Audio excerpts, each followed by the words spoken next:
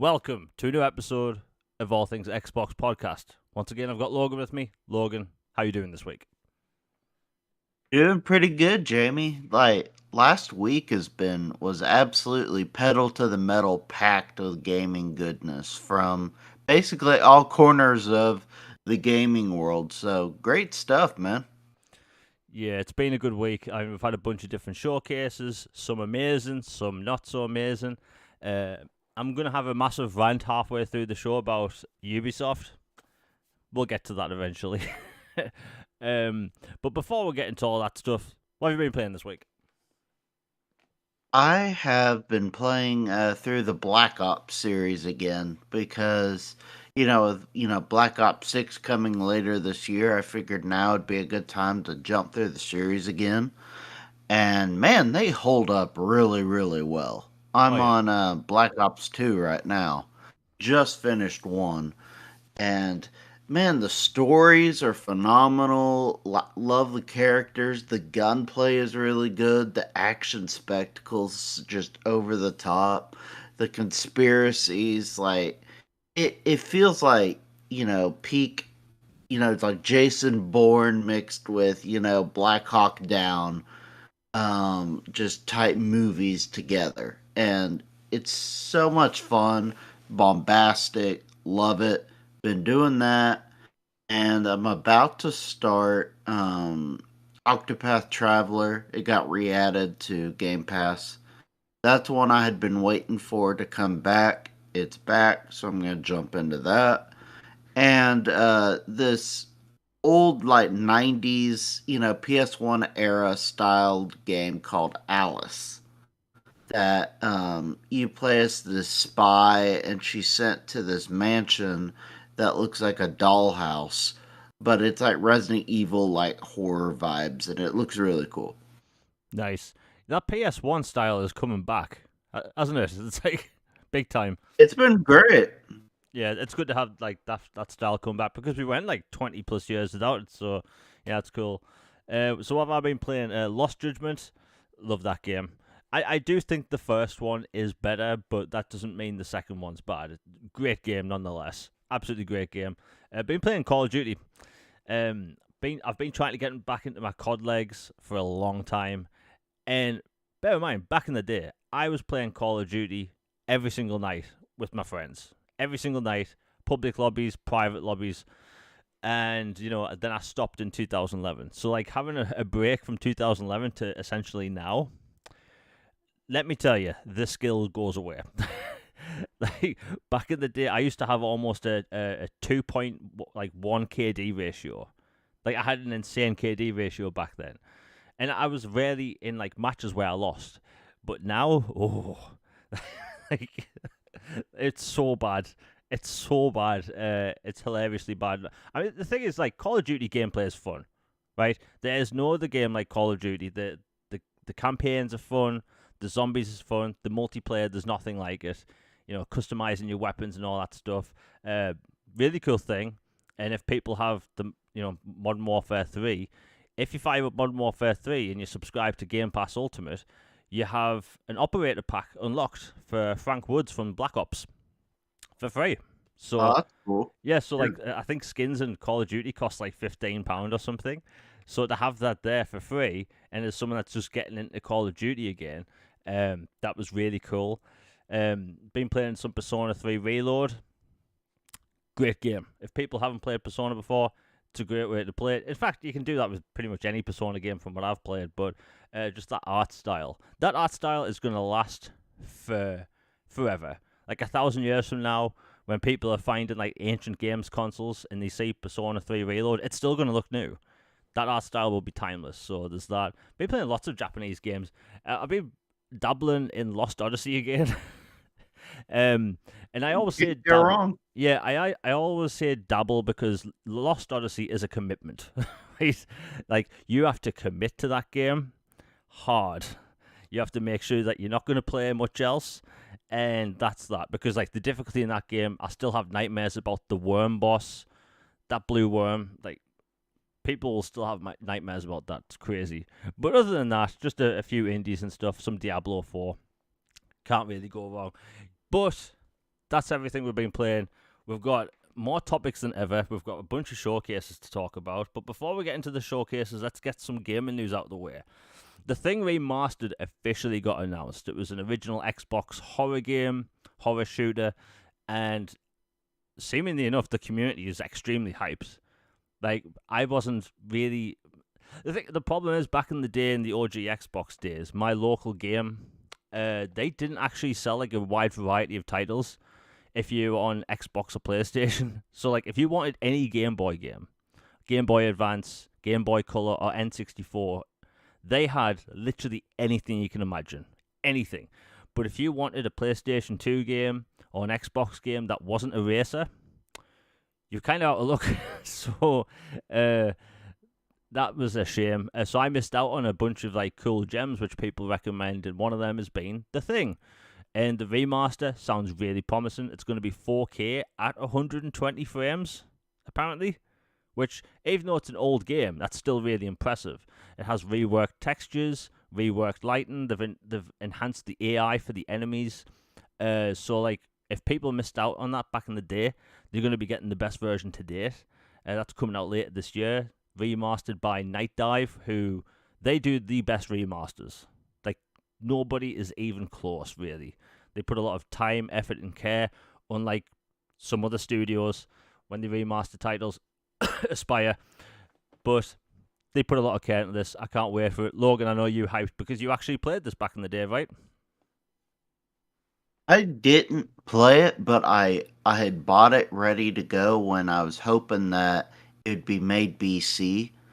It was one that came out. I was too young to play at the time when it first launched, but it was one I had always wanted to play and I'd always hoped would become backwards compatible. And to see it get the Night Dive treatment is even better, frankly, because like they're going in and they're completely, you know, from the bottom up, going through and working with assets and lighting, and they're making the fleshier, and like the environment's a lot better. They're working with the original devs that they can find and talk to, and they're actually having an interview with one on their podcast where they are going out of their way to work with the original people as well to say, okay, is this what was your original vision? How close did you get with this? Were there any things you would change? What feedback would you have, and work to stay as authentic as possible, but also enhance and make it better than ever. And some people don't know this, but this is actually like the true sequel to The Thing. It is like it takes place directly after the Thing, and it is a canon story. So if you love The Thing, and if you love the prequel or whatever, I know that one's divisive, but like you should absolutely play this. It looks phenomenal, and day one, can't wait. And even that trailer for it was awesome because it was a completely new trailer than the one they had for the original game. And like they actually used the old John Carpenter 80s synth kind of music and changed the vibes up for the trailer. If you go back and watch the original one, completely different vibes and message than this one. And I just can't wait, man. Yeah, I can't wait for that. And we'll get a few more game news out the way. So Alan Wake 2, physical edition is finally happening. Now, this is actually a bad story which turned into a good story. So it was first announced that it was going to be exclusive to limited run games. Now, if you've been following me for a while, and Logan, like, limited run games have this weird kind of, I want to say, reception, right? People don't necessarily trust them. People get their games late. Their limited runs are too limited, and that's that. People have, said what they want to say about them. However, the Amazon links just went live yesterday. So if you want to get a physical version of Alan Wake 2, which a lot of people have been wanting, you can order them on Amazon, US and UK at the minute. So I think they're going to be opening up to other territories as well.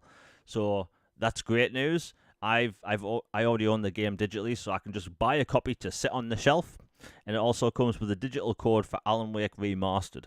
So if people haven't played any of them, that'll be a great way to play it.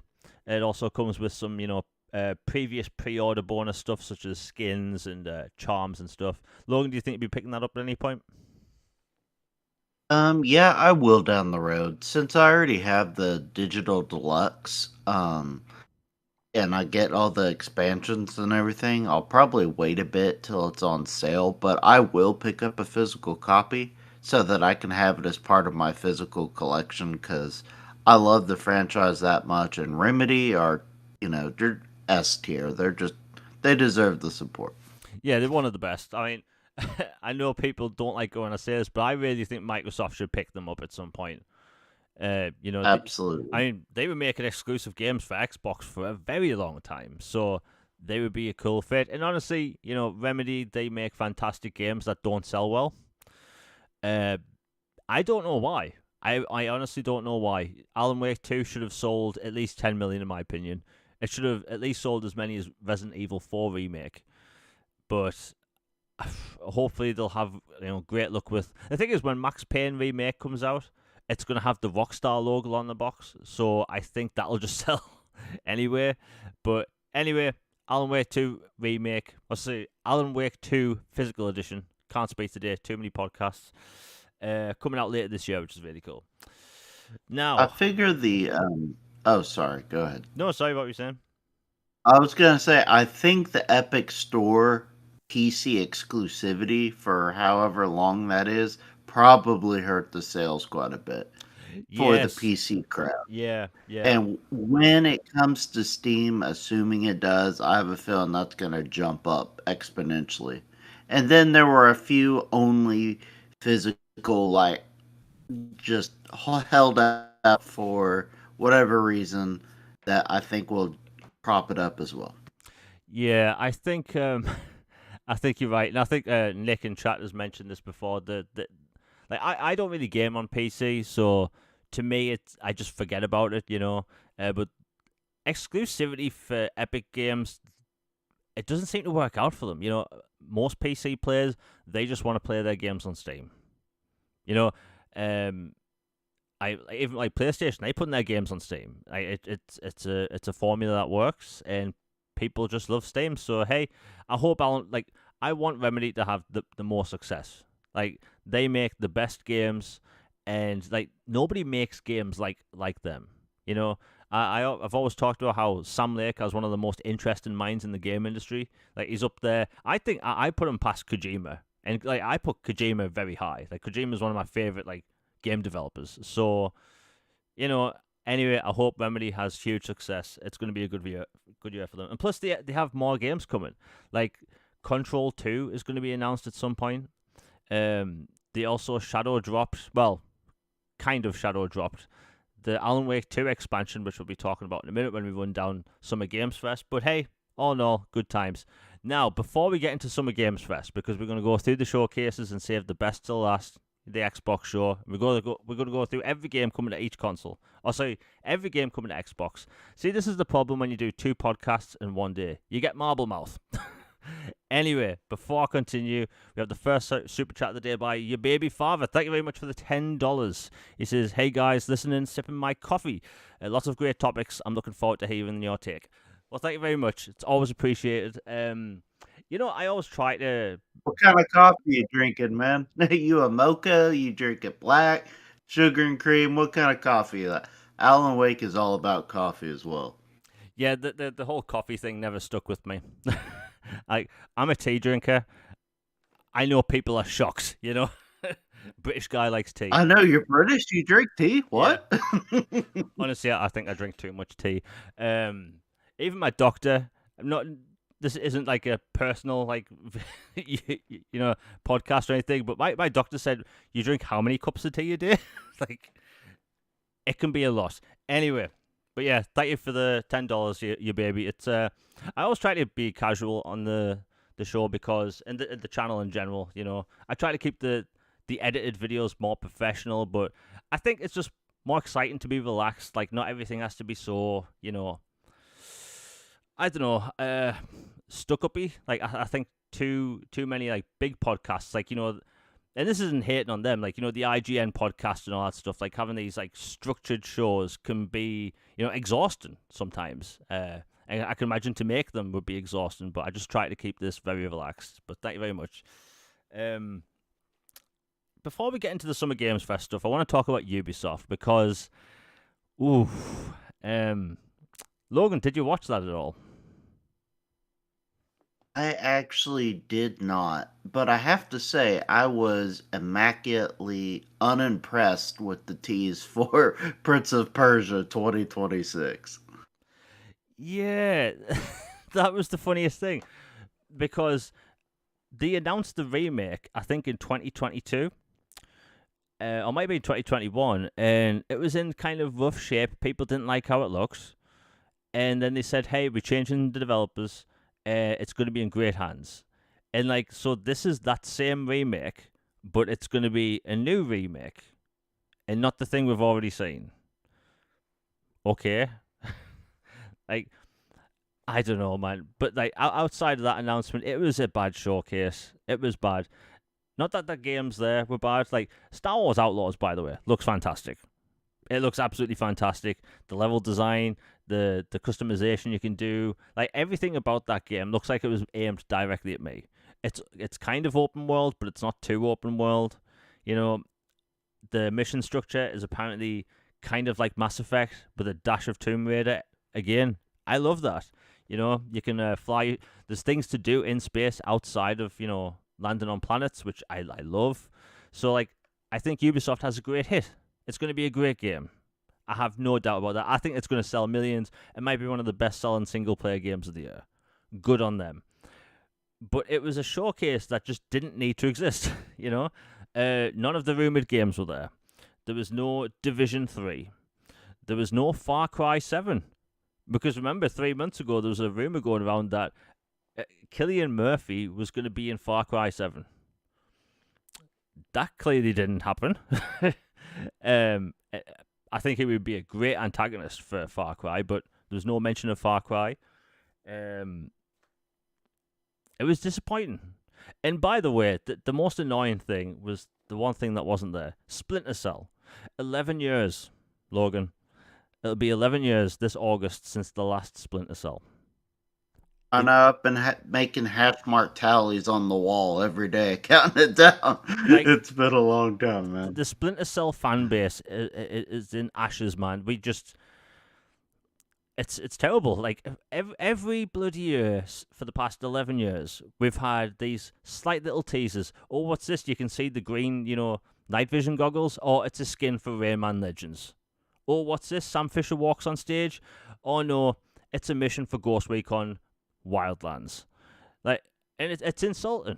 It's insulting because back in Ghost Recon Wildlands, Sam Fisher comes out in a mission and talks about how it's only him left when it comes to sneaking missions. Excuse me, at least Konami's doing something with Metal Gear Solid. It took them a while, but at least they're doing something, And like Ubisoft, they have this amazing franchise just sitting there, gathering dust. And I know a lot of Xbox fans love Splinter Cell. And I saw a lot of heartache on Twitter because this had to be the year they showed. 3 years ago, we got concept art.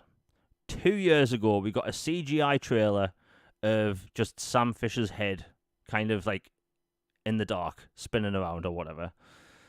And then this year, they had to show something. We didn't get anything. No mention.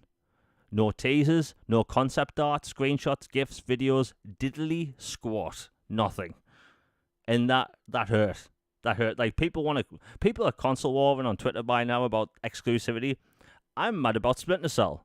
I have no Splinter Cell. Right? 11 years. Right? The last time I had Splinter Cell, I had my Xbox 360 Slim hooked up. It was August 2013. And it was a mind-blowing experience. And now, nothing. You're gonna be in a home by the time it comes out. I am, and like I used to love almost every single Ubisoft franchise. Rainbow Six was a very hardcore FPS that was, it had a campaign, it had co-op, it had Terror Hunt. It was a very cool experience. You had Ghost Recon, which was its very own kind of experience. You had Assassin's Creed, which obviously it was its own thing. And like now it seems like Ubisoft want everything to just kind of be the same. Ubisoft has Far Cry has Assassin's Creed elements. Assassin's Creed has Ghost Recon elements. Ghost Recon has a lot of Assassin's Creed in now. And I love all those franchises, but like Splinter Cell's just different. And I bet as soon as we get that Splinter Cell remake, the next time we see Splinter Cell, it'll be like 2080 or something. It's going to be a bloated open world.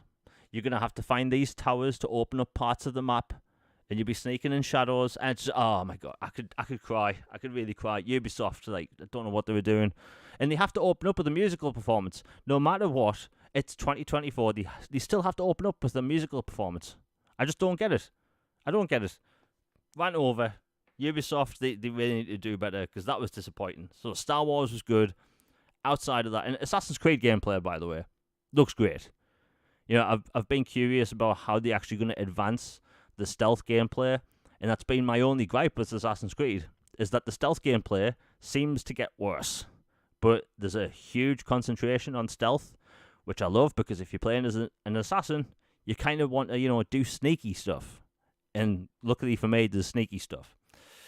Anyway, we'll move on. Oh, Dragon Age gameplay. We finally got Dragon Age the Veilguard gameplay today, and it looks good. It's a beautiful game. We got the reveal trailer at the Xbox showcase, which we'll be talking about in a bit. I honestly didn't like that trailer that much, watching it back. I didn't either. Yeah, and a lot of people said the exact same thing. The design, like sort of the art style in the trailer, is kind of off. But if you watch the gameplay, it's night and day. So I think it was just a weird... I don't know why BioWare chose that trailer. It might have been timing or something. But either way, we got gameplay today. It looks fantastic. It really does. It's going to have your classic character creator. Apparently there's going to be like 4 different voices you can choose from, which, if that's the case, that's really cool. Don't really have anything negative to say, really. The game's beautiful. It's not as gritty and grimy as Dragon Age Origins, but that was a different time where they were all at war, so I kind of understand that. Did you check out the gameplay at all, Logan? I have not seen the newest trailer, but I did, see the one at the Xbox show, and I didn't like it. So I'm glad this one's doing better. Yeah, night and day. Like, literally night and day. And I think that if people were kind of soured off that, reveal trailer, watch today's gameplay. There's 20 minutes of it, and I actually think it's a really well done trailer. People should really check it out. But other than that, and it has full-on action-based combat, which has kind of been theorized for a while, because we got a development video back in 2019 where we had, I'm not even kidding, about 0.5 seconds of gameplay of development footage, and it was action-based combat. And here we are, action-based combat. You have your squad mates. You can't play as your squad mates, which to me isn't a big deal. I've never really liked playing as my squad mates. I know a lot of BioWare fans may be angry that they can't, but for me personally, I'm not that bothered. If I create my own character, I want to play as my character, not a squad. But hey, I'm looking forward to checking it out more. I'm probably going to buy it day one. It's a BioWare game. The only thing I didn't really like, now that I think about it, I thought the squad mates, the party members, were kind of lame. Like, normally when you look at a BioWare game, you look at their squad mates, and there's like the one that sticks out as being really cool, the one that sticks out as being really tough. And I just looked at these squad mates, and they didn't have that to me. Maybe it's because I lean more towards Mass Effect than Dragon Age. So in my mind, I'm thinking, well, my squad mates should be Garrus and the Yara. That's not going to happen in a Dragon Age game. But, that's just me. Anyway, we'll move on, because we have literally whole showcases to cover. You know what? Let's talk about Summer Games Fest. This showcase, we were told last minute to, temper our expectations. Well, our expectations were tempered because, and by the way, I'm not hating on Jeff Keighley. I think Jeff Keighley, the Game Awards alone, I think is a great show compared to what it used to be back in the late 2000s when it was on Spike TV in the US. So like what the show is now, I'd say it's very respectable, and people enjoy it. It's fun to watch, right? It's not bloated like it used to be. It used to be like 3.5 hours long.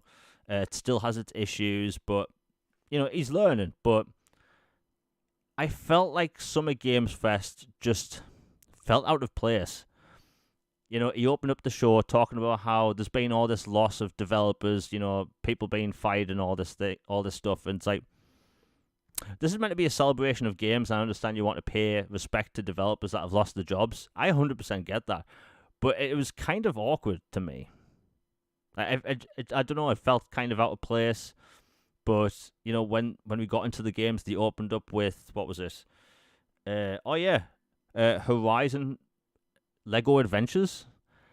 The big surprise was that it's on Nintendo Switch and PC day one, and it's not a live service game.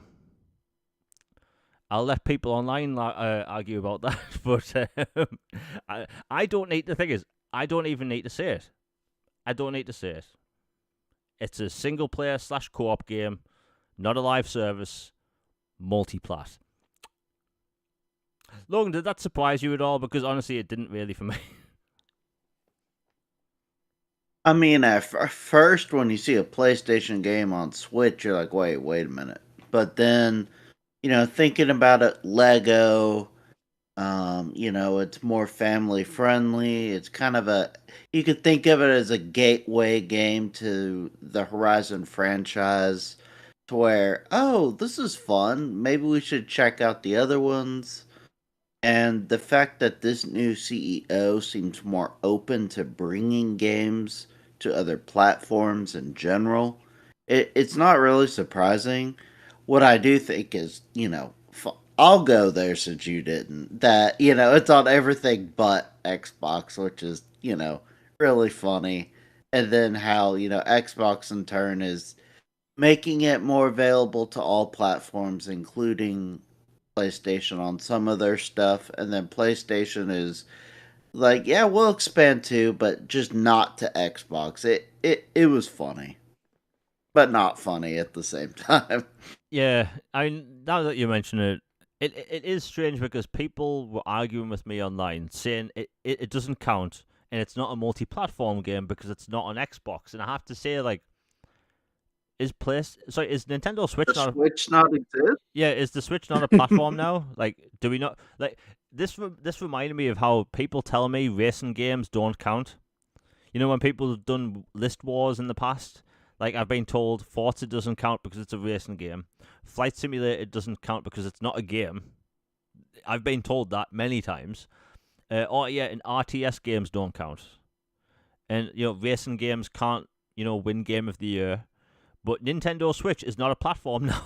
Like, who would have thought? There's like 130 million Nintendo Switches out there, and they aren't platforms. It was a weird situation. People are still arguing about it, but I mean, the thing is, I like Lego games. I do play them. I like the Lego Star Wars games. The last one was really good. I think it might still be in Game Pass. I'm not sure. Lego games can be a lot of fun. So like, I don't really have any issue with it. It looks like it could be fun. It is weird that the Lego games are going back to being isometric, because for the last one, some of them you've been able to spin the camera around 360 degrees, look around your environment. But yeah, it's a multi-platform title. And the funny thing is, back when Microsoft started putting games on PC day one in 2016 with Quantum Break, people just start calling Xbox games multi-platform. And as soon as PlayStation started putting games on on PC, it didn't count because they came later. And now it's only multi-platform games if they live service. And now we're being told that Lego doesn't count because it's a license. Wouldn't you think Lego would want that game if it was up to them on everything? because They like money, so I'd assume so. yeah, and like the license thing doesn't matter. It really doesn't matter because Spider-Man and Wolverine are going to be PlayStation exclusives. Sorry, timed PlayStation exclusive on console. Those are licenses. So like licenses don't matter. Indiana Jones is going to be exclusive to Xbox. That's a license. Like Marvel Ultimate Alliance 3 is exclusive to Nintendo Switch. So like throwing out or it's a license doesn't really matter or count. I don't know. It was a weird thing people arguing over. And by the way, if people are having 8-hour spaces on Twitter arguing about a Lego game, get a life. Some help, man. Get a life. Like seriously, go to the pub, meet someone. Normal, be normal. Like I don't understand why people have spaces like. Logan, have you noticed that you open up Twitter and there's like people having spaces at like 7 a.m. for like 5 hours? Yeah, it's crazy. Like I understand like having spaces to celebrate stuff. Like, you're like everybody's hyped and you want to meet, talk with your online friends or something like that. Or, I see it a lot in the sports world, frankly. Like if there's been a big, trade or a big playoff win, playoff loss, whatever, people come together and talk about it. But it just, I don't know, in gaming circles to have a space to just seethe is just, I don't know, it just comes off as kind of odd. Yeah, I really hope people stop doing that. And the thing is, like, it's I see a lot of people doing these spaces, and like it's okay. Like people don't like the direction of certain things in gaming, talk about it. I'm totally fine with that. But that's what podcasting's about, right? But when I Mhm. see people doing that, it's 7 a.m. or 6 a.m. Like, it's exhausting. It's really exhausting. Anyway, we'll move on. But yeah, we'll go over the rest of the games at Summer Games Fest. Quidditch World Champions. This game was announced a while ago. I actually missed the chance to use my beta key. Like, I'm so heartbroken. It was in my spam folder. So yeah, tip people, if you ever sign up for betas, check your spam folder because they just end up there for some reason. But yeah, Quidditch World Champions, that's coming to Xbox in September. It's going to be, your multiplayer game. I think that game has potential to be huge if it plays good. Next up, we have Warhammer 40k Space Marine 2 campaign trailer. I've talked about that game a lot. Like, if you like Gears and you like your third-person shooting and you want a chainsaw sword, that's going to be a game you need. It has co-op campaign missions. It has a co-op mode where it's basically like Horde, kind of. You can play as different classes, and it also has a 6v6 PvP mode, which I think is going to be really cool. I think this will be a lot of people's first Warhammer game because we don't get third-person shooters like that anymore. Not many. So I'll definitely be picking that up. Logan, do you think we'll be picking up Warhammer at all? Oh, 100%. I'm so totally down for Space Marine. Looks awesome. And, we're going to talk Gears later, obviously, but it'll be a nice Gears facsimile for a little while. And side note, come on, they gotta bring the first one, like a remaster port, BC something. Like, I have a feeling this one's gonna do really well, and the omission of the first one just feels like a weird opportunity thing. Yeah, the developers have said that, they know why people like the first game, and like the first game is literally Gears. I'm not even kidding. It's a Gears game where you have a chainsaw sword. Like, it's great. It's an amazing game. I think the reason why we aren't seeing a remaster is because of who published it. It was published by Sega and made by Relic, I think. But then again, I think THQ published it in Europe. So, like, I think it's just a publishing issue over there with that game. But hopefully, maybe if this does well, it'll come back. You just never know these days, really. But anyway, Warhammer, it looks great. I think that a lot of people are going to love that, especially with its PvE content. And I hate calling co-op modes PvE, but it's listed as PvE here. Anyway, we'll move on. Dragon Ball, I think it's called Spark and Zero. Now, a lot of people have loved the past few Dragon Ball games. Um, I've always wanted to get into Dragon Ball Z, but there's never been a way to watch it in the UK. Outside of nefarious ways. Like, where do I start? It's like I've been wanting to start One Piece. There's like 1,800 episodes. like, like it might take me a while. Oh, Delta Force Hawk Ops Extraction Mode was unveiled. What a name! Like, that has to be the most military US name I've ever heard of. Delta Force Hawk Ops. But I love it. That's coming out this year. There's a beta coming out next month. And there's also a campaign coming out. A campaign for a free-to-play game, apparently. And it's based on the 2001 film Black Hawk Down. It looks Yep, phenomenal. Ridley Scott, really good film. Yeah, great film. And it looks exactly like Black Hawk Down. I think a lot of people are going to love that game.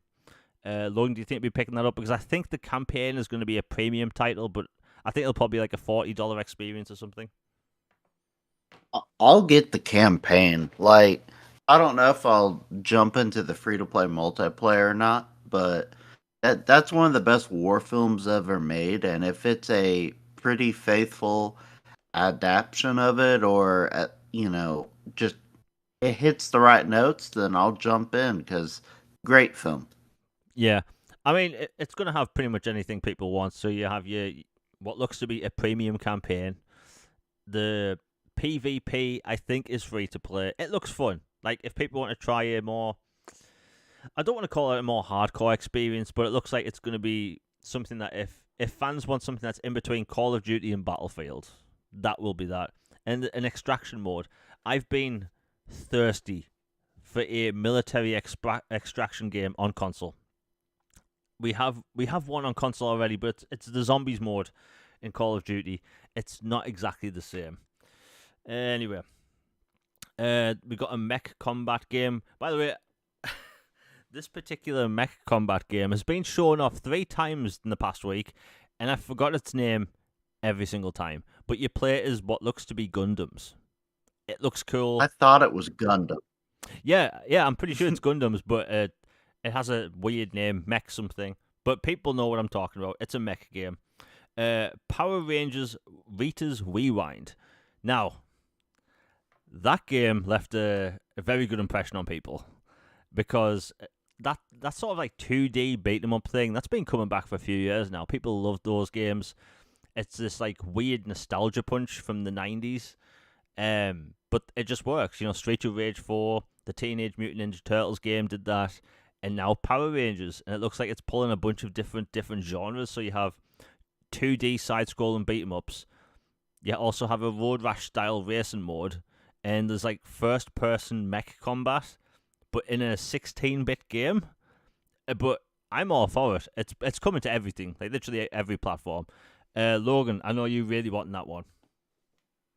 Oh yeah, I'm day one on this. Like when I was little, I was obsessed with Mighty Morphin Power Rangers. So this is so cool. Just go back to the beginning and play a game from inspired from that era, resembling that era, but with modern sensibilities, and like kind of they're merging a whole bunch of different genres. Like you have almost like Battletoads, like racing road mission type things with a hover bike. You've got the fusion of the mech suits and fighting giant monsters.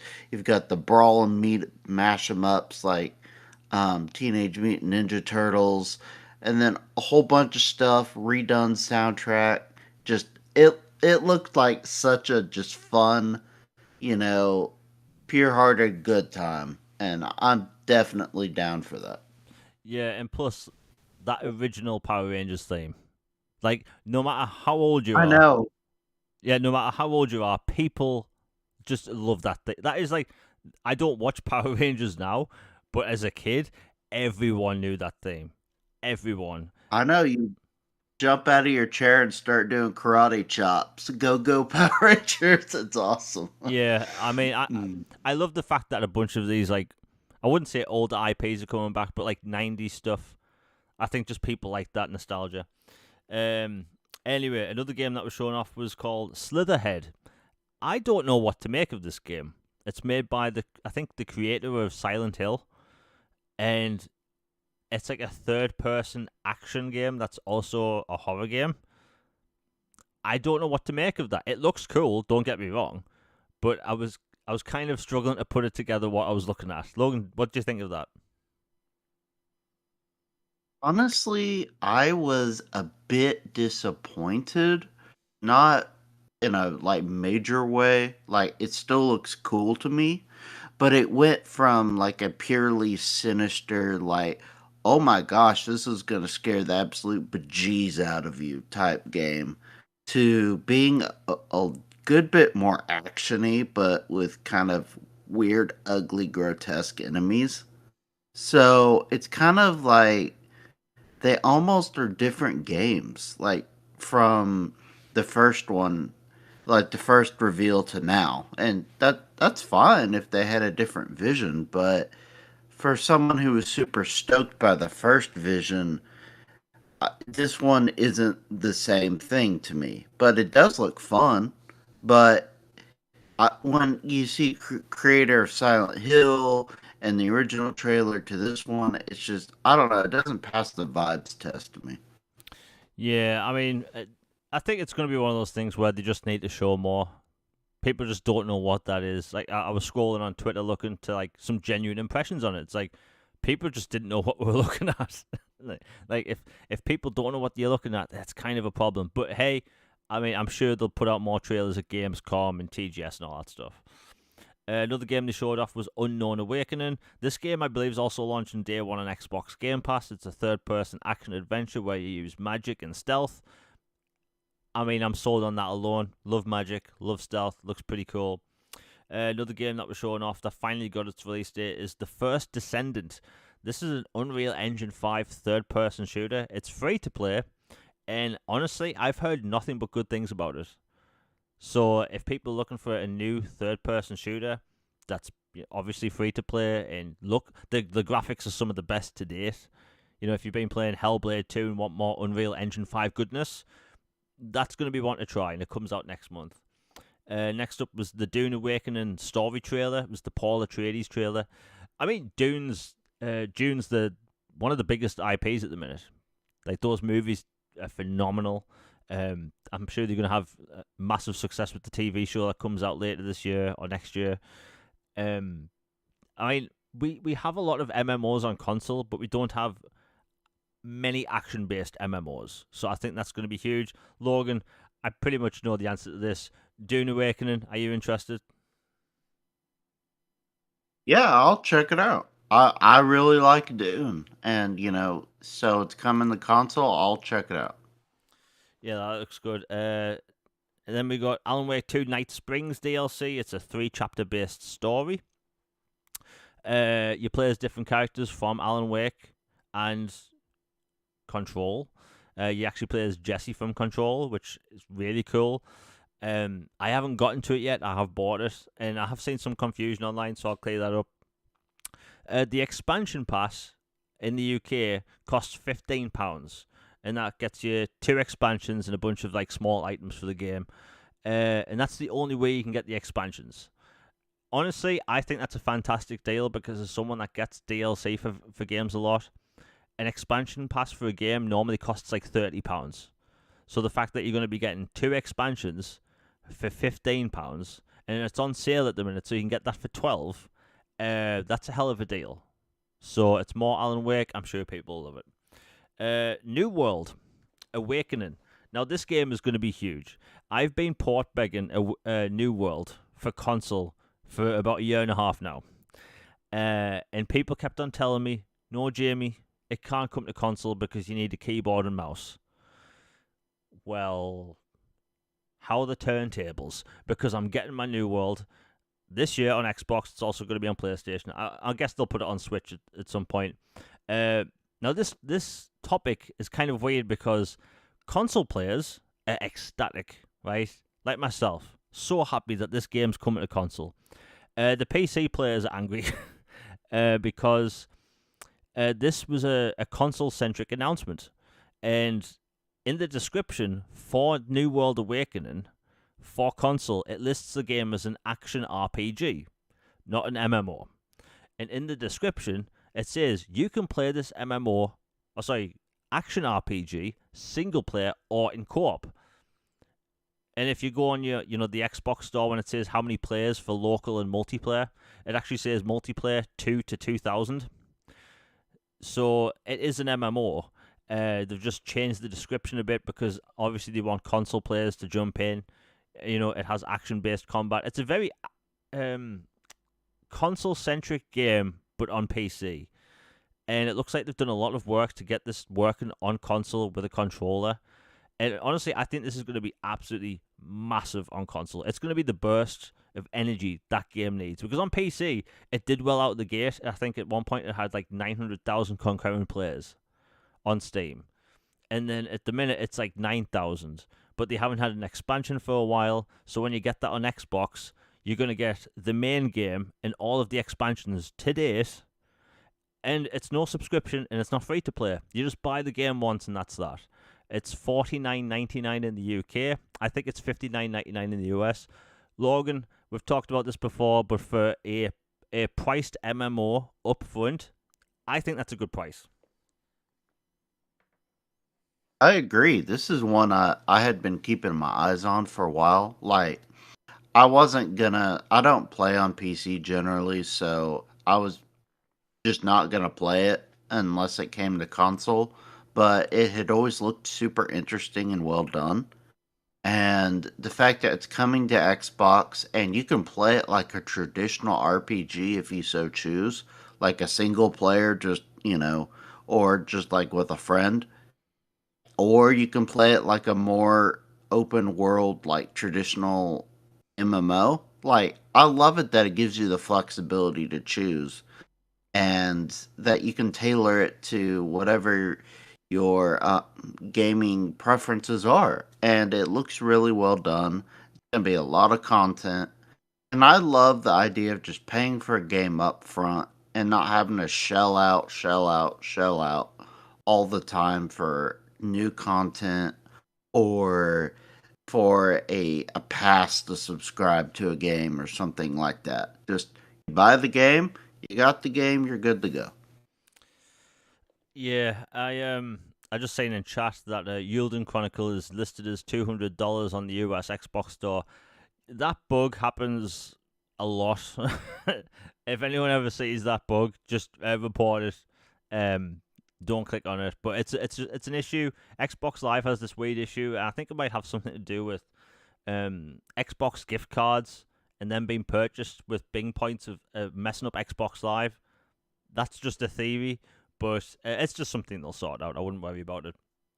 But yeah, I mean, we've talked about pricing models before, and I think that the term MMO scares gamers off immediately, right?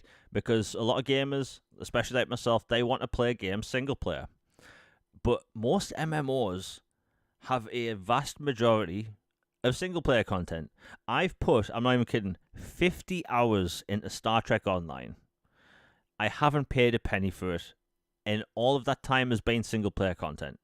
In fact, you can play all of Star Trek Online's content, and I think it has like maybe 500 hours worth of story, like content and cutscenes, but you can play it for free, and it's single player.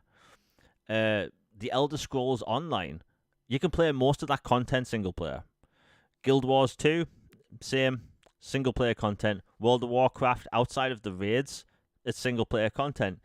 But like, if you list your MMO as like single player with co-op options, but it's actually an MMO, I think it's going to be a huge success. It really is. Pick your classes, customize your character, have this massive magical world, and the only thing you're going to have to pay for in the future is big expansions, which I think they may only do one a year, but it's going to have like bi-monthly like content updates. Like, that's super cool. And $49.99, that's perfectly fair. Perfectly fair. So hey, I can't wait for it, and that comes to Xbox, I think, November. So yep, big game. And if you want, you can get the digital deluxe edition, which comes with some horse armor we've came full circle. But yeah, anyway, it looks really cool. Oh yeah, Valorant was finally announced for Xbox and PlayStation. But people have been wanting that to come to console for years now, and it's finally coming. It's free to play, and if you subscribe to Xbox Game Pass Ultimate, you're gonna have every single character unlocked from the get go. No needing to go out there and buy characters with real money. It's just gonna be all unlocked. Logan, I know you don't play like PvP shooters that much, but what do you think of the whole Valorant coming to Xbox and the fact that you have everything unlocked if you have Game Pass? I'll check this one out because I've heard good things, and it's a massively well-known franchise. Um, it having all the characters and stuff ready to go for Game Pass Ultimate subscribers is definitely a massive perk. Like, I've heard that takes like a ton of money and a ton of hours to get on PC. So being able to have that ready to go on Xbox Game Pass Ultimate is definitely a massive win. And I'll check it out. That's what Game Pass is for. If I love it, great. I found a new genre I like, and if I'm not a fan, then no harm, no foul. Yeah. I think a lot of people are going to like it, and I've seen some people complaining that we don't have crossplay with PC. Let me tell you, that is a game They would wreck. Yeah, that's a game you do not want crossplay with, because we'd get destroyed. Like, if and there's always been this argument online: if PC players really have an advantage, like if you on a Windows desktop and you go to close a window, you hit that little X in the corner, you never miss. You never miss. Like with a mouse, you're pinpoint accurate. You are John Wick Hitman accurate, right? With a controller, you can be pretty crap, right? Like hell, I use a controller every day, and you should see me play like modern Call of Duty. I'm awful. I may as well be playing with my feet. It's just like it's awful. But yeah, but it's going to be cross-play between Xbox and PlayStation. I also believe there's going to be cross-progression, so they're doing everything right. It's just no crossplay with PC, but nobody wants that. We just don't. But that's going to be launching later this year, and I think the beta starts next month, which people can sign up for.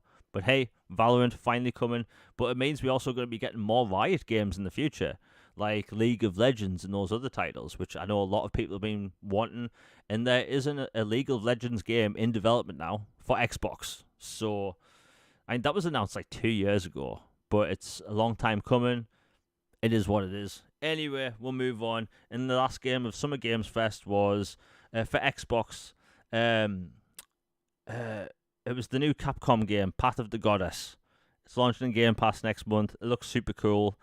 I'm surprised Capcom isn't actually marketing that much, but I mean Capcom's been weird with new IP.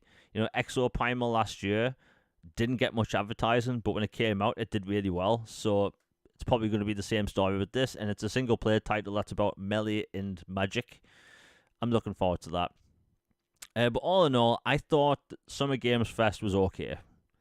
It wasn't terrible, but I put it like this: I was going to live stream that and react to it and talk about it. I was actually glad I didn't, because I would have wasted my time.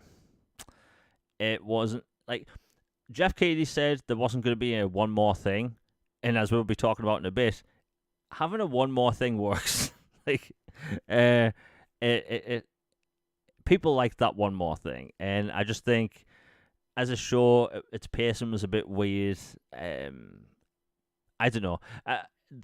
Think about it like this: everyone that's listening right now, that's meant to be our E3 replacement. That didn't feel like E3. It just felt like a show that was there to exist. And the fact that there's game developers, they have to pay like what, $250,000 to get a minute and a half. Like, no wonder Microsoft didn't show anything on their stage. Maybe that's why Jeff Keighley seemed kind of angry, because, you know, they didn't pay to have their game shown there. And honestly, if you're a publisher, why would you show your games at this showcase that costs hundreds of thousands of dollars when you have your own thing the next day? Like, no wonder PlayStation didn't really show anything like major like titles. No wonder Nintendo wasn't there because they don't need to. They can just do their own thing. Logan, what was your final score or review of the whole Summer Games Fest thing? But for me, I'm going to be generous, and I'd say it was a 7 because I thought the pacing was decent. I agree. I'd give it a C. I there were some things that I liked. What I liked, I really liked from the show, but then there was a bunch of stuff I just frankly didn't care about. I I liked the game Neva from the Grist developers. That one looks really really good. A heartfelt indie that it looked like it had a person with a fox companion, and that one looked fun. Deer Boy looked like a really cool small indie. The whole Bean Assassin game looked amazing. Just like crazy fun. But overall, it was definitely not his best show.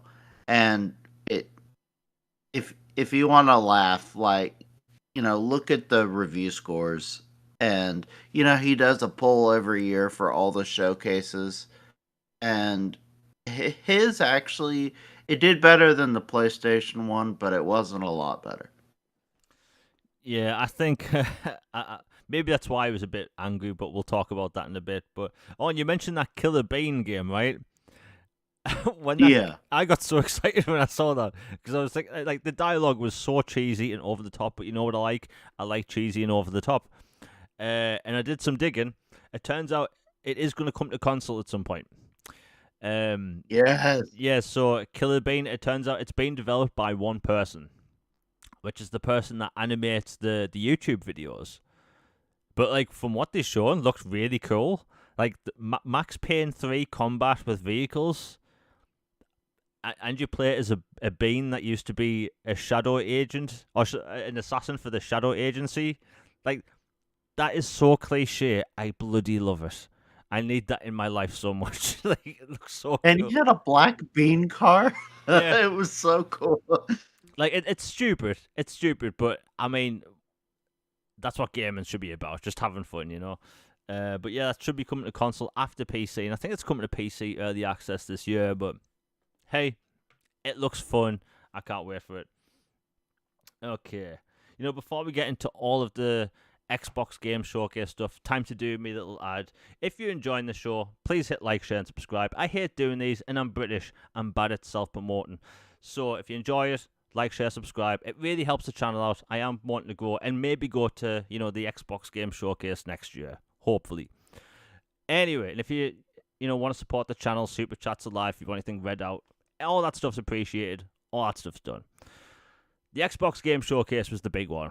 All eyes were on them because we don't have E3, and I hate the fact we don't have a traditional E3 anymore. It was always exciting to have E3 because you had that 1 week every year when everyone's showcase was in that 1 week, and it just all had this very nice theme going on. There was so much excitement around E3 week, and the past few days it just came and went because Summer Games Fest was what it was. And then there was the Xbox show, which saved it all, and it was an amazing show. But, like, it's still not E3. But Xbox had the best show. The best show. Now, we'll go through the long run list of all their games, because they had a lot. They opened up with the Call of Duty Black Ops 6 campaign trailer. It's a Call of Duty campaign trailer. They'd never not knock it out of the park. Like, they opened up with, cool action. I loved it. Like, you can't really go wrong with a Call of Duty campaign. Like, Logan, you said you're going through the Black Ops games. Like, you can tell Treyarch really know what they're doing when it comes to their campaigns. Oh yeah, this is like pedal to the metal, juice to the gills, just pure adrenaline rush mixed with government conspiracies and, corruption and a little bit of espionage thrown in. It checks all the boxes. It's gonna be a killer time. Yeah, that looks good. Then we got Doom: The Dark Ages. I mean, we all kind of knew this was going to be announced, but when you saw it in action, that looked phenomenal. By the way, Doom Guy as a concept is cool. Like, you can't really go wrong. He's a cool dude. looks cool, all that stuff. So how do you make Doom Guy cooler?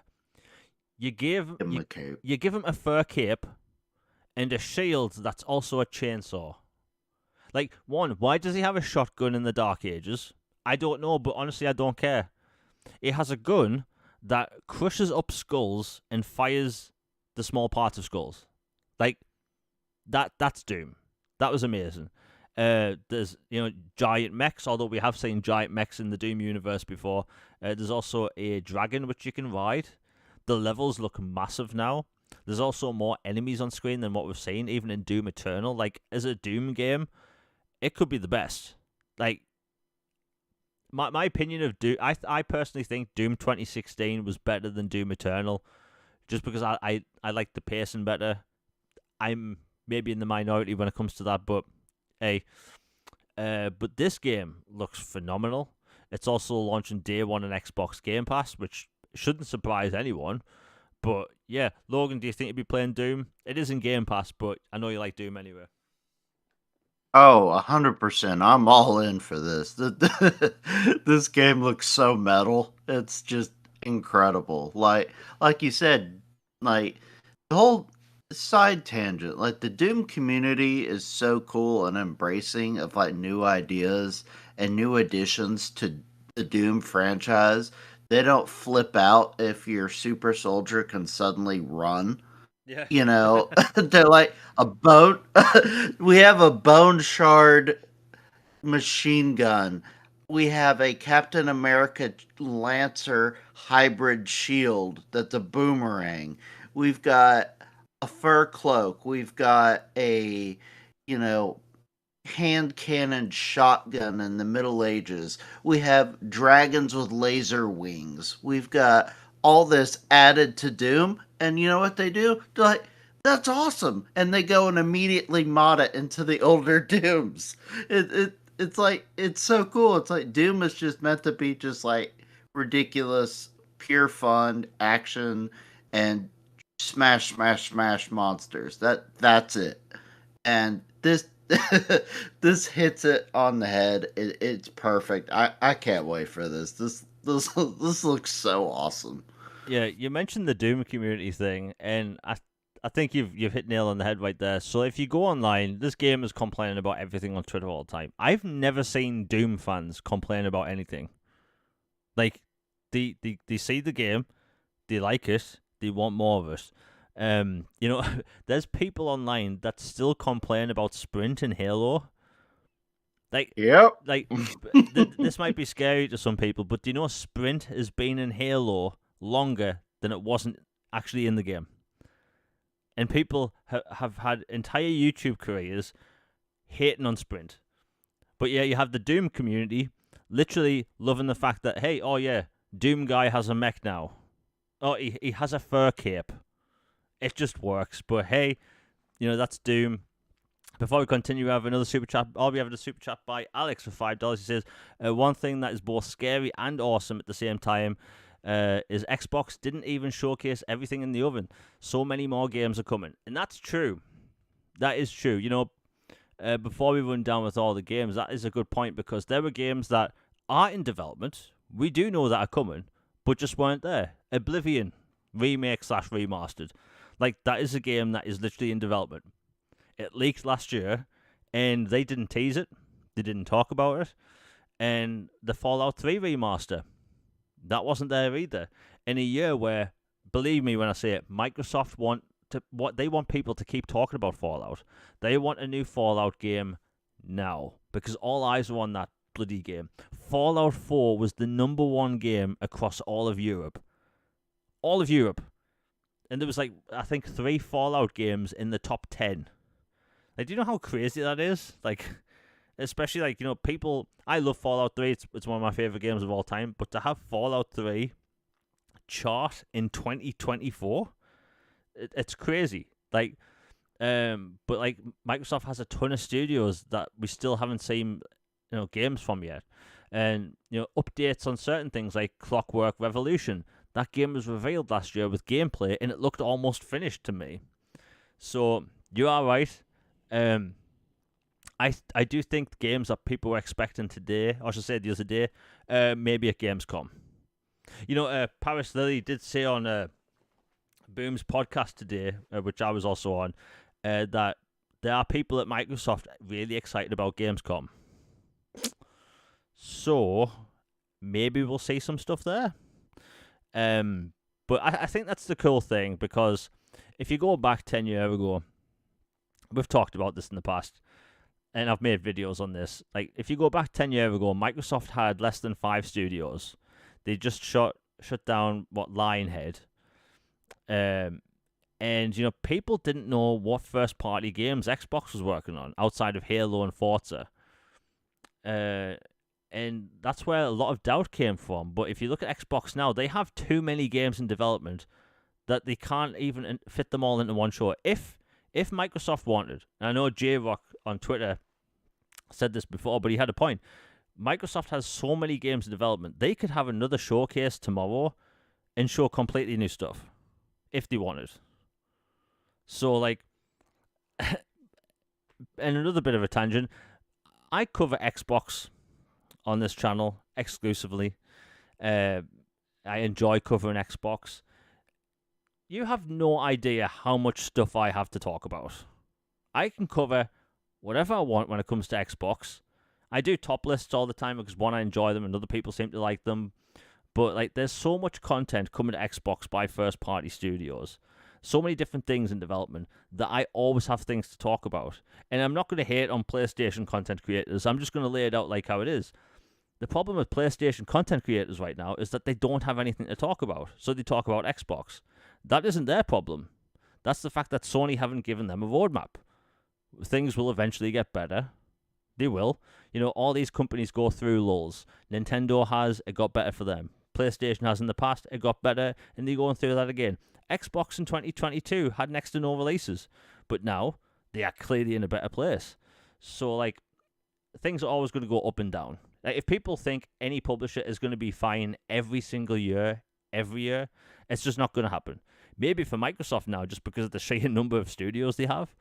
But, like, as an Xbox content creator, there's literally stuff coming out every few months to talk about. Like, hell, in November, and it looks like November, Microsoft are launching 2 first-party games.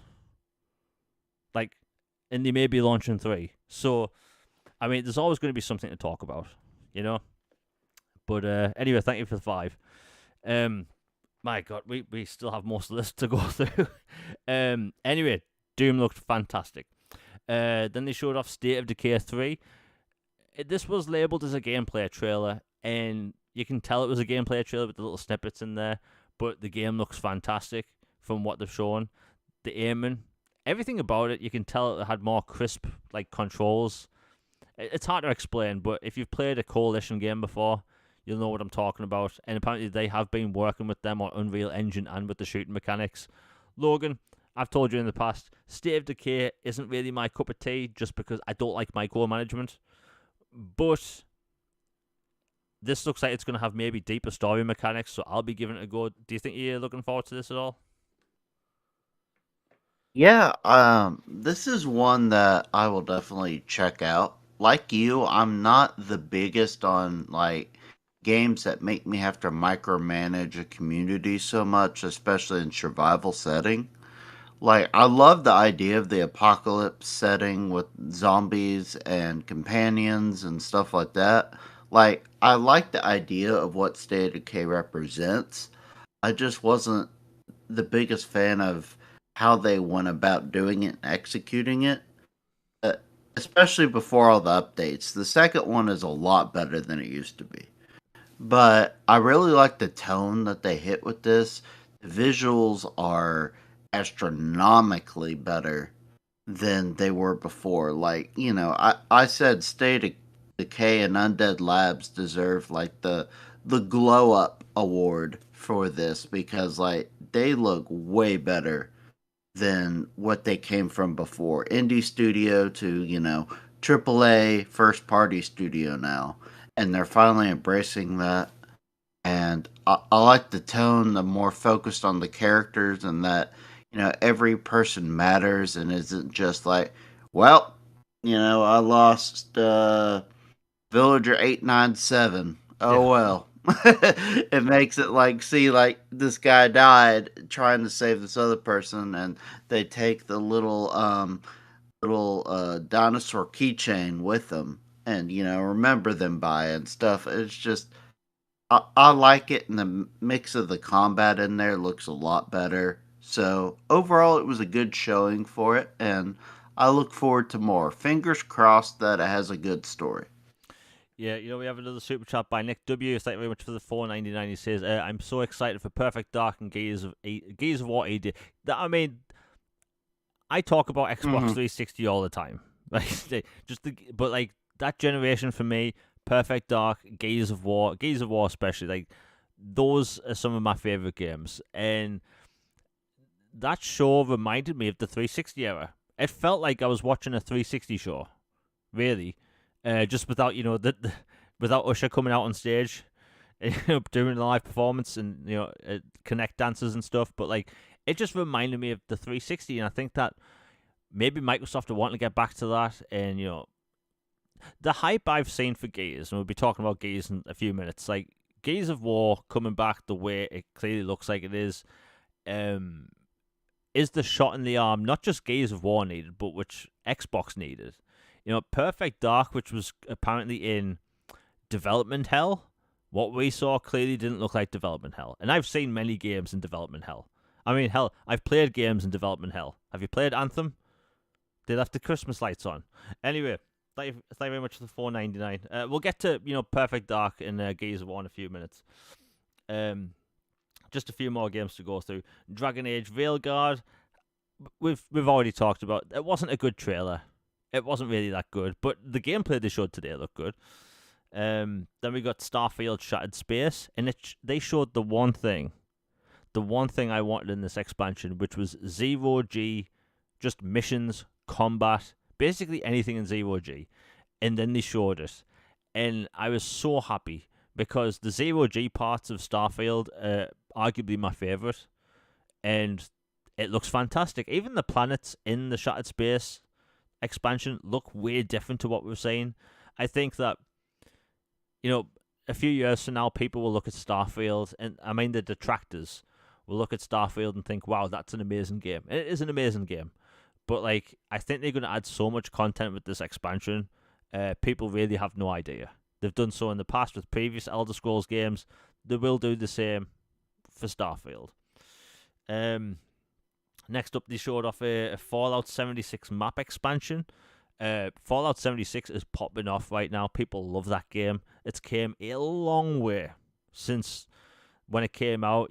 People had like a terrible experience with it, but it's people love it now. I do wonder though, will that game actually get a next generation upgrade? Because as far as I know, it's just Xbox One X enhanced. So we'll see. Anyway, a game was shown off, and everyone's raving about this, and so am I. It's called Expedition 33.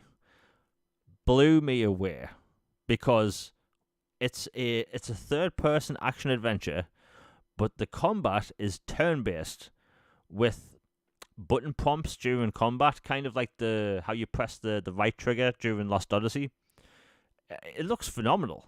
Like I was. It's not often I'm like I'll say I use a British term here, gobsmacked. Like I was gobsmacked by like how interesting it looks. Yes, you had this character that looked a lot like Robert Pattinson, but the game looks fantastic. Logan, what do you think of that? Because a lot of people seemed really surprised by Expedition 33. I'll admit, for a few seconds, I thought it was Lost Odyssey announcement until I saw that it was set in France and obviously different characters and the story and stuff. But it it just has this emotional, just heaviness, and the music was oh man, the music was so good, and the visuals and the combat and the lore and just the weight of the mission and just it looks pristine, and this was definitely one of my I had never heard of this thing, but now I really really want it games of the showcase. Like huge surprise. I had not heard a peep about anything like this. And this is exactly what we want brought to the platform from outside of first party. Like these kind of like, wow, this is truly something special experiences. And I'm day one for this. A Western JRPG hybrid thing. It looks incredible. Yeah, it looked really good. And again, that game's coming to Game Pass day one. Um, I think, when it comes to like video games, I talk about every so often how I feel like gaming's very stagnant, as in we don't see many fresh ideas. And to have a Western game use JRPG style combat from like years ago, I love that. Like that is so refreshing. Because I'm not gonna lie, like I like Souls likes, but every like what month now we get shown a brand new game. It's a Souls like, and you don't have a shield. It's all about parrying. It's like I've played this game over and over and over again. It's like I get excited when I see these games that aren't Souls likes now. So that game looks great. Then we saw Metal Gear Solid Delta in action. Oof. Like I talk about Mass Effect every day because it's awesome, but like Metal Gear Solid Delta looked like how I pictured Metal Gear Solid Delta from my experience as a kid. Like that's how I thought it looked like back in the day. No, it doesn't. It's night and day. But that game we got to see the other day looks phenomenal. It's Unreal Engine 5. As someone that's played Metal Gear Solid 3 to death, let me tell you, there's animations that are completely new. I'm pretty sure they must be using some of the same animation team from Metal Gear Solid 5. The animations from going from prone to standing up, the close quarters combat was like really smooth, which wasn't in the original. So what whoever's working on that game clearly worked on Metal Gear Solid 5, especially the combat. But it has full third person shooting, which you didn't really have properly in the original. Um, Another tangent. Do you know how you fired a weapon in Metal Gear Solid 3? You had to hold the left bumper, you had to hold the X button, and then to fire your weapon, you had to release X. Like whoever designed that, they were like Kojima was clearly high at the time, like thinking that was a good idea. But it's gonna have modern controls. It's gonna have a photo mode, all that stuff. It looks phenomenal. It looks like the perfect remake. It's a 1-to-1 remake, same game, different graphics. I'm perfectly fine with that.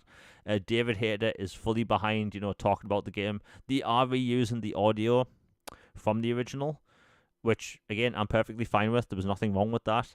But it looks like David Hayter's properly back for maybe future games. And if this game does well, we're going to see Metal Gear Solid 2 remake and Metal Gear Solid remake. So, hey, I'm sure it'll do well. It did leak yesterday that it may release in November. I don't know if I believe that. But whenever it comes out, I'll be buying it. Logan, do you think you'll be picking that up at some point? Yeah, this is one I want to play again. So yeah, I'll be picking it up. And the next game that they showed off was South of Midnight. That game really surprised me. We've seen a bunch of different games from Compulsion before. They've made these sort of 2D and 3D sort of platform adventures on the Xbox 360 and Xbox One launch. And then they came out with We Happy Few, which when We Happy Few was first announced, people thought it was going to be a Bioshock style game. And then when they played it, they realized, oh no, it's more of a survival game. So like they've been cooking this in the oven for a long time, a very long time, and that game is beautiful. It kind of uses that stop motion technique they use for the Netflix show Arcane and Into the Spider-Verse. I don't know what they call that sort of like animation style, but it really looks like that. But when you see the gameplay in motion, it was super smooth, third-person action adventure. You can fly in some sections. There's a grappling hook. By the way, if you put a grappling hook in a game, I'm immediately interested for some reason. So that looked cool. There's climbing mechanics, boss battles. It looked really cool. Honestly, there's not much else I can say. It was impressive visually, and it looks like it's going to be a good game. And that's coming out in 2025. Like I'm sold on that game. Also launching in Game Pass, which we all know. Logan, what do you think about that? Because like my big takeaway was, oh yeah, there's a giant talking catfish. I want more of this game. Yeah, echoes my thoughts exactly. Like, I was very impressed with this. I think they have totally nailed the vibes of Deep South and like gothic culture and dialogue and just the vibes. I love the kind of the old giant swamp gator like with like a trees on top of them, and then the silly old mud cat, giant catfish, and just like all the animals, and like there's obvious references to other folk tales and fables in the South, and the combat looks really fun, and I love the art style. It is like truly unique and different, and Compulsion's really cooking with gas here. I really like this, and I'm very excited for this one. So put some respect on Compulsion. I know some people were clowning them or wondering why Xbox even bought them in the first place, or were trying to spread all kinds of weird stuff about it. But like end of the day, this is impressive work. They've done a great job, and I'm really looking forward to the game. Yeah, I saw that stuff. Like, bear in mind, I don't know anything about the Deep South. Like, I am a pasty guy from the northeast of England, right? I don't see sun maybe twice a year, right? So, like, when it comes to like the South and that in the US, I don't know any idea about it. But I loved the tone. The music was super cool. It had a giant talking catfish, did I mention? And I don't know, I liked it. There was a lot of complaining online, about the I see that's the thing about doing YouTube. You have to dance around certain things. It's like a hypothetical, you know, minefield. Right? You have to dodge certain words. But like, there's people complaining online because of the character you play as. It's a new IP. You're playing as a new character. I don't understand the issue. It's like I don't get it. I think we've gotten to a point in gaming where people just want to complain about everything. Like some I things that mean, chins now. yeah. Oh, the chin thing. Like, I'll get the chin thing out right away. I 100% believe the people complaining about Joanna Dark's chin has never touched a woman. They've never touched. It is ridiculous. Like the funniest, most unhinged. I know it's a jaw hinge, but thing I've ever seen. It is just crazy. Yeah, like I don't want to say it, and I'm gonna be I'm gonna be as polite as I possibly can. The people complaining about the jaw of Joanna Dark, I feel like they've never touched a woman, and being born doesn't count. Just putting it out there. But hey, we'll get to Perfect Dark in a bit because that looked great. But South of Midnight, it looked super cool. Like I said, I don't know much about the uh, Deep South or something in the US, but it looks super cool. I love the tone, and again, that music, I liked it. Anyway, we'll move on. Next up, we have Flintlock Siege of Dawn. This was announced 2.5 years ago. It's coming to Game Pass next month. Like quick announcement. And as someone that's been paying attention to that game for a very long time, it looks super polished now compared to what it did like a year ago. So they've clearly done a lot of work to that. And if you like third-person action adventure, RPGs, that's going to be one to play.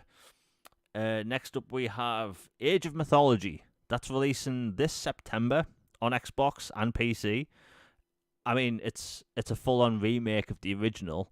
It's going to have more content. And I know, Logan, you've been wanting more games like this because you've been talking about Age of Mythology back before Age of Empires was first announced for Xbox.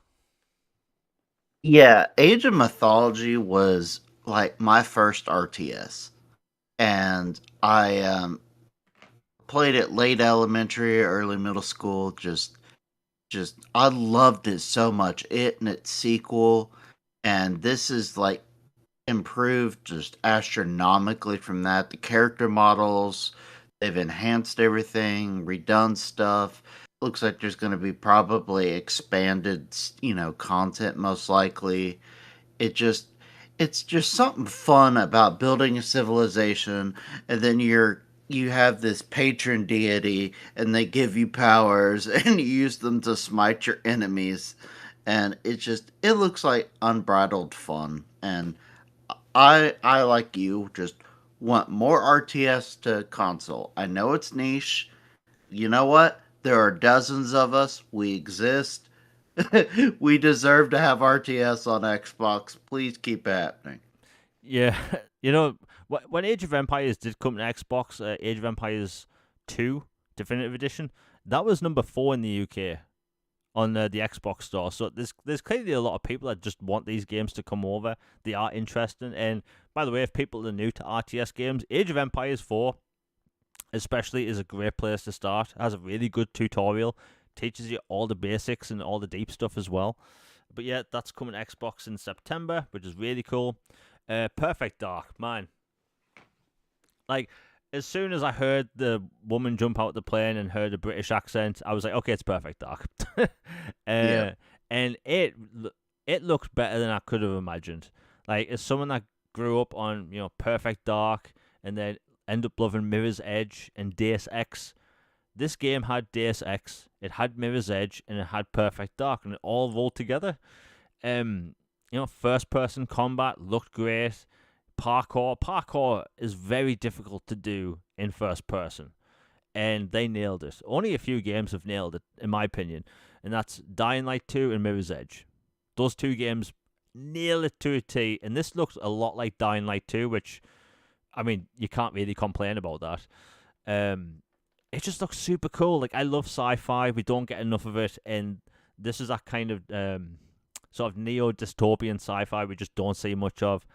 What can I say? It's one of my highlights of the show, and bear in mind, this was a game that has apparently had troubled development.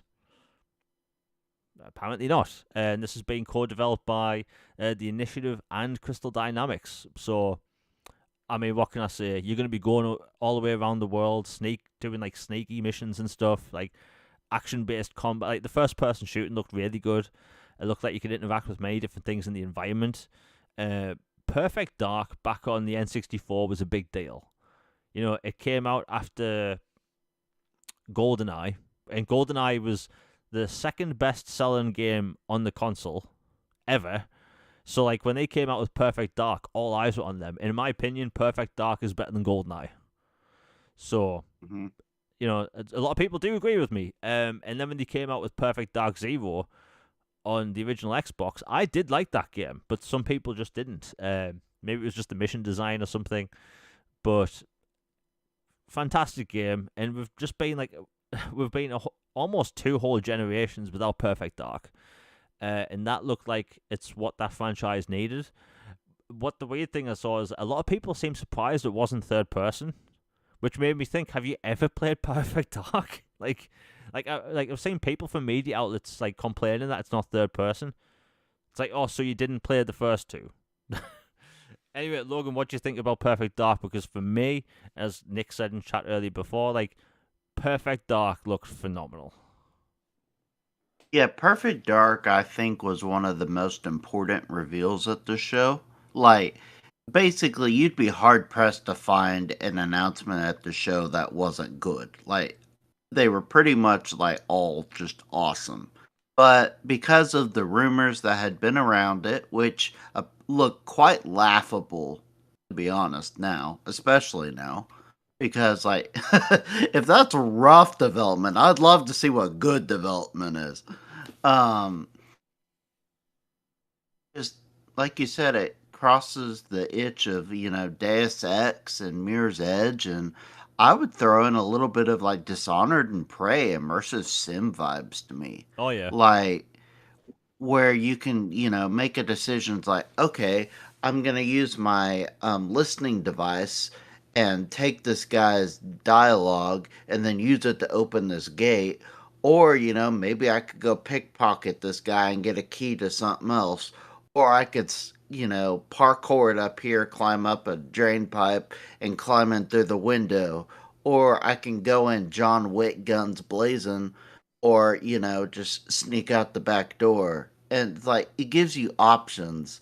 And I think the actress is perfect. She encompasses like British agent, red hair, like it's Joanna Dark, and the voice it's great, and the gunplay looked good to me. I did think it was kind of odd that the gun seemed randomly tilted to the left the whole time. Like that was the only thing I noticed that was kind of odd. But other than that, like the story, everything, they nailed it. Perfect Dark was always first person. Like I know hashtag third person sad dad narratives have kind of ruined people's perspective of all these games. Like first person is fine. It'll be okay. Yeah. I mean, you did say it does have the immersive sim elements, which kind of makes sense because, um, I think Perfect Dark just suits that. Have have this wide open mission where you can, go in through different areas. Like one of the best parts about, and I'll link this to Deus Ex and Mirror's Edge, like you can get into different facilities and buildings in different ways, and that's kind of fun for the player. Like you're not really lured down one path; it's up to you. Um, which is why I think maybe Perfect Dark Zero didn't land well with people because that did seem more linear compared to the N64 version, at least to me when that launched on 360. But hey, the new Perfect Dark, it looks bloody good. And to anyone that's saying that's bad, maybe they just don't like video games. I don't know. Anyway, we'll move on. Diablo Vessel of Hatred, new expansion, brand new class coming out later this year. I mean, Blizzard always knock it out of the park when it comes to their like fancy trailers because like That nobody. was horrifying. Yeah, yeah, it was horrifying. Like their trailers are probably, I'd say that like tone wise and visually wise, Blizzard's trailers are the best in the industry. Like nobody does trailers like Blizzard. Next up we have Fable. I mean, Fable. Fable. Like last year, every single time I've posted about Fable since last year, I've had this one major reply by tons of people. That's not gameplay. Yes, it bloody is. Clearly, like they showed us gameplay, and it was snippets mixed in with cutscenes, but a lot of games use in-game cutscenes now.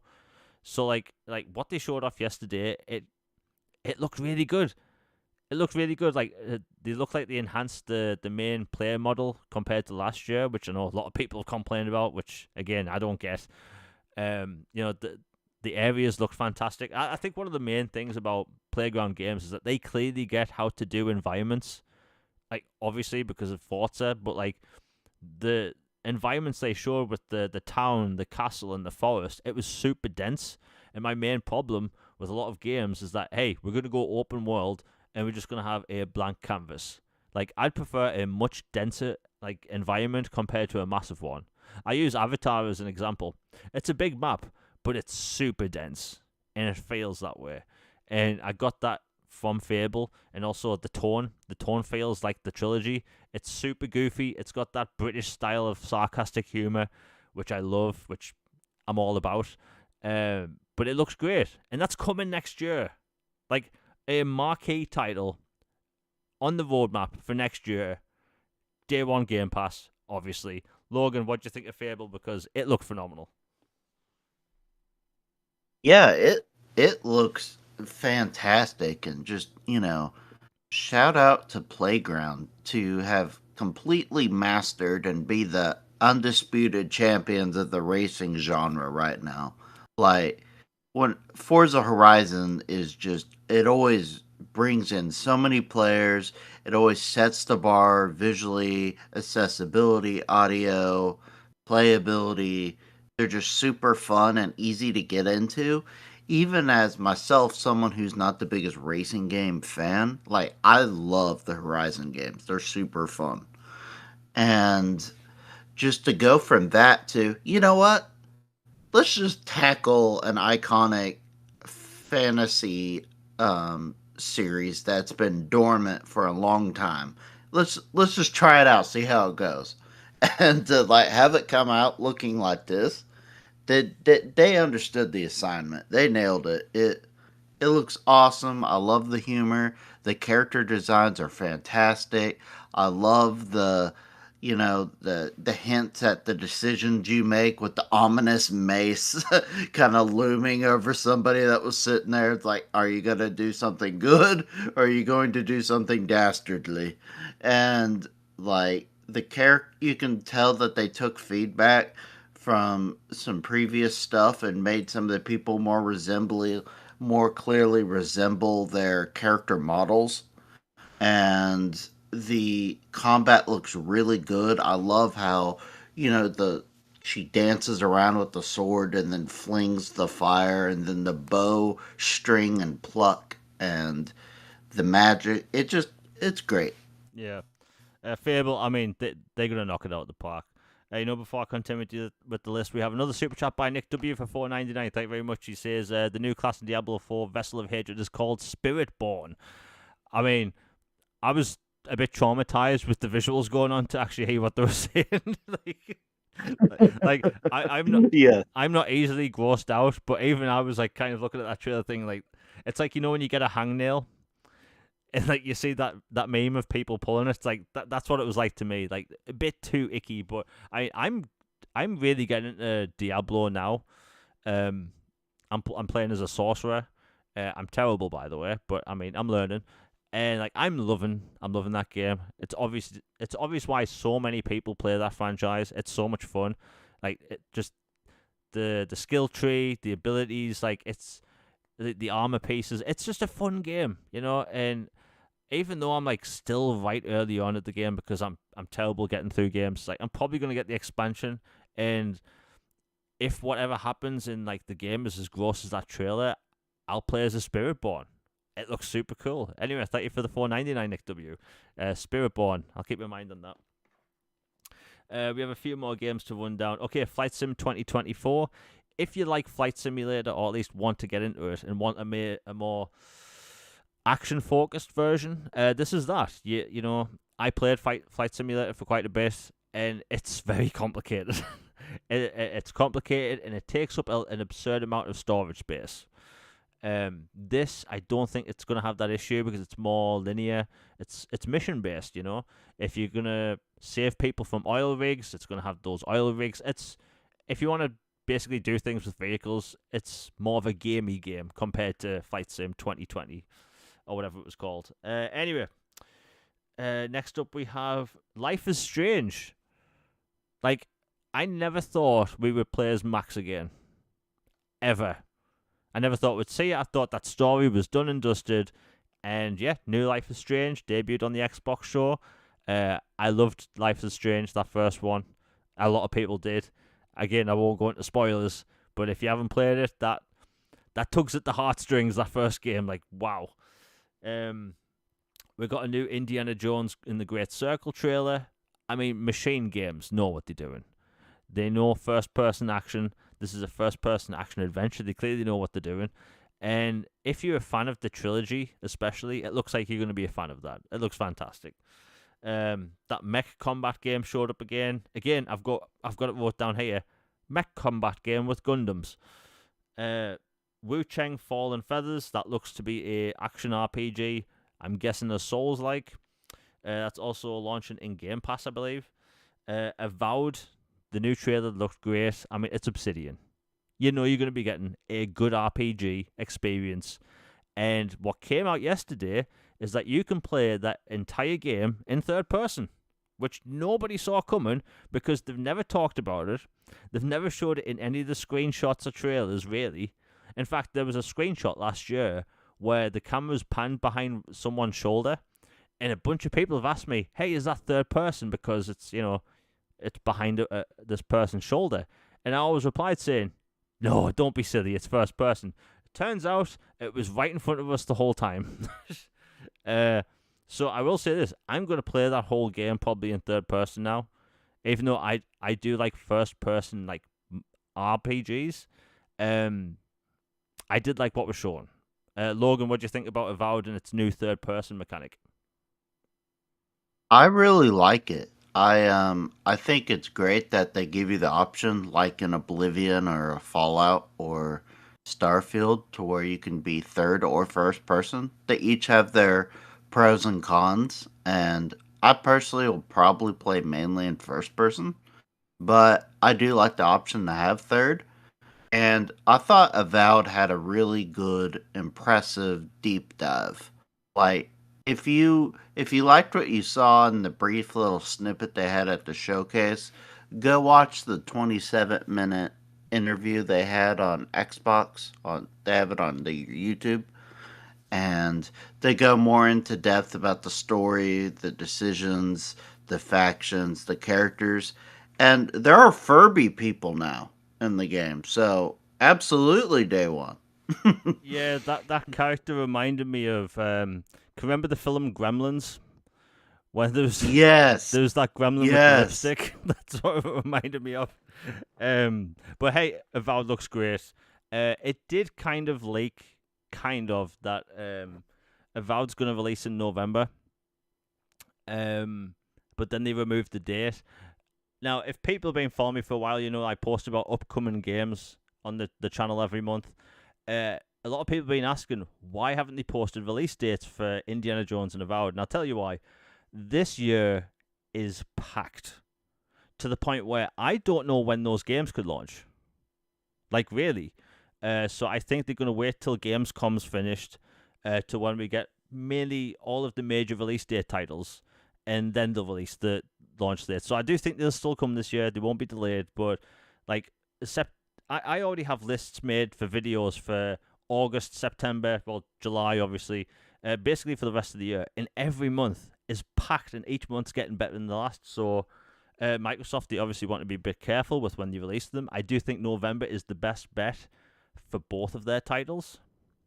Maybe even the first week of December. December's a very weird month for gaming, because if you release your game in December, it's not going to be nominated for awards, and developers care about awards. It is what it is. Anyway, we'll move on. A new game was revealed by Rebellion called Atomfall. A lot of people have been calling it Fallout Britain, which I kind of like. And it kind of does have that Fallout thing. It's got a 1940s kind of UK vibe to it. I mean, the red phone box kind of gave it away. But that looks super cool. Assassin's Creed Shadows gameplay dropped. Again, looks fantastic. Stalker 2, brand new trailer. What can I say? It looks like they've gone really hard with the graphics. Like it's an Unreal Engine 5 title. I think a lot of people are going to be happy. All I'll say is that it launches in September. It's in Game Pass. I'm going to buy it just because the developers have been through like such a pain, obviously with the war and stuff. So, hey, it looks great. And then we finally got the Gears of War E-Day trailer.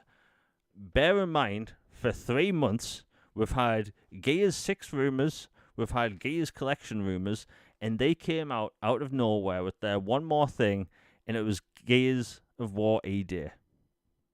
Beautiful. Like, not to get sappy, I've never cried during a trailer and never will. But, not gonna lie, I got a little bit choked up while watching that trailer. Something with the nostalgia, seeing a younger Marcus, seeing Dom. Like, we never thought we'd see Dom again. Yeah, maybe skins and multiplayer, but like, see Dom again with Marcus. And like, that trailer really put forward something. When E-Day kicked off, like, the cogs, they weren't prepared at all. The Pendulum Wars pretty much just ended. Nobody had any resources. All their weapons were just ran down, basically useless. And when you see that Locust fight Marcus, like, you can actually see for the first time ever how powerful just a single Locust soldier is. Like, Marcus was literally put up against the ceiling and a wall and, like, was basically helpless. And that is what we need from that game. The Locust, they're powerful, but we haven't really seen it to that level. And now we clearly saw that. I was blown away. I was speechless. Absolutely speechless. And the game will look like that, apparently. Like, as we've seen with Hellblade and, Fable, like, the graphics for these games are getting bloody absurd. Like, I don't know how we've gotten here with graphics. Like, Gears of War, that was a perfect trailer. It was a perfect trailer. When the Mad World music kicked in with the piano. It was like a slow version that was reverbed. It was fantastic. There's nothing negative I can say about that trailer. Really, like Logan, what do you think about Gears? Because that was clearly the big one. Yeah, this I would say this was the most important, along with Perfect Dark showing that it's alive and well and looking good. Like this was a massively important announcement and reveal, and they completely nailed it. Coalition, everybody knows they're the grandmasters, archmages of Unreal Engine, and their wizardry was clearly on display. And I love that they shocked everybody by going, you know what? This isn't a remaster collection. This isn't a continuation. We're going to go back and tell the story everybody always wanted to know. And, like, how did this all start?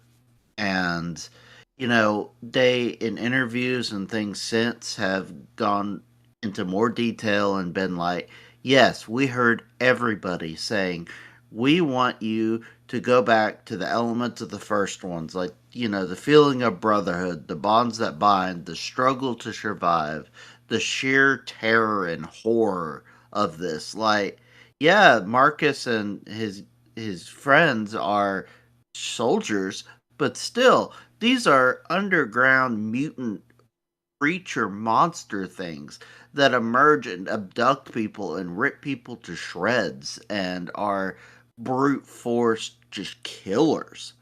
And they're terrifying monsters. And this thing was kicking his tail. One single locust, like in the later Gears games and down the line, they eventually kind of become basically cannon fodder. At the beginning, though, they were not. They had no idea what they were dealing with. And fun little something that someone on Twitter noticed is like that scar above Marcus's mouth. It seems like he got it from this fight because you notice he got a scratch above his mouth and his mouth was bleeding right there where he has that famous scar. And it's just a fun little nod like that I think this is perfect. This is a way to not necessarily reboot, but reshuffle some vibes for the timeline, and perfect choice. Yeah, I mean, like if they showed off Gears 6 and it was a continuation of the story, you'd have people complaining for some reason. If it was a collection, people would be complaining because it's more of the same. But like all of the rumors were wrong, and this didn't leak at all, and that's the best part, right? And bear in mind, one of the leaks about Perfect Dark was that it wasn't going to be there. So I'm just putting it out there. Maybe don't believe all the leaks you see online. I won't name names. I don't like naming names, but like people need to stop paying attention to everything. Like Logan, what did you think of that Halo Combat Evolved remaster for PlayStation look like? Oh yeah, it wasn't there. like like rumors mean diddly squat. Nothing, right? But Gears, like nobody expected Gears of War ED. By the way, going back to Gears of War was the correct choice. Like a lot of people, like me, Yes. moving to just Gears didn't bother me because Gears of War is the brand. Gears was the mainline title. But like, there's something like I'm doing air quotes hardcore about Gears of War. In Gears of War back in the day, like that was a hardcore game where you were playing against these basically alien things with limited ammo in the dark for most of the time, and it was just perfect. Before we continue with the Gears stuff, we have another super chat by Alex for $5. Thank you very much. He says, it is also important to note that this is the team. That this team making ED and not the same team that made Gears 4 and 5. It just wouldn't be Yep. the game. Oh, okay. I didn't know that. Thank you very much. Like, in that case, we'll probably say both then. I know one of the developers posted about how they want to still do Gears 6. So, like, if that is the case, everyone wins, which I bloody love. Anyway, thank you for the $5, Alex. I love Gears of War. It's one of my favorite franchises. I liked Gears 5. I liked Gears 4. I have the collector's edition for Gears 4. It's bloody massive. I paid that thing cost too much money, but I still got it. but like I love Gears of War, and I think this is the push in the right direction it needed. A lot of people have been wanting to see what Emergence Day looked like, and this is that. People say, "Oh, wasn't that Gears Judgment?" It's like, no, it just no. Um, and by the way, pressing Y to change weapon in a Gears game, just no, never do that again. But what they showed off was just perfect, tone wise. Seeing Dom, I mean, there's nothing bad I could say about it. As a trailer goes, I might say it's even top 5 game trailers of all time for me. Logan, have you got anything else to say on Gears? Because what they showed was perfect in my opinion. Yeah, it just was incredible. It nailed everything. One of the best trailers Xbox has ever done. One of the best shows Xbox has ever done. And which is saying something. And yeah, it's just incredible. I can't wait for this game, and I look forward to it with great interest. I'll be curious to see where they go from here after Gears Emergence Day. But until then, looking forward to Gears Emergence Day, and just I can't wait. It's a story I've always wanted to experience. Yeah, and honestly, my quick review of that showcase, and I've never done this for a showcase. 10 out of 10. I wanted every game there. The stuff that they showed off that were complete surprises, I want. Expedition 33 and Gears. And I didn't think we would actually see Perfect Dark, like at all. And what they showed off was perfect. Fable looked amazing, and like in the past, like Xbox, PlayStation, Nintendo have all had great and bad shows, some awful shows even. But this is like pacing wise, perfect. They Microsoft's objective, or what they had to do for Xbox gamers, was to show games. It wasn't to plaster the word exclusivity everywhere. It wasn't to show off brand new hardware, which they did show off new hardware, but it was like a quick snippet trailer of a digital console of what they already have. But they had to show off games, because no matter how many games Xbox has put out so far, people keep saying they don't have games.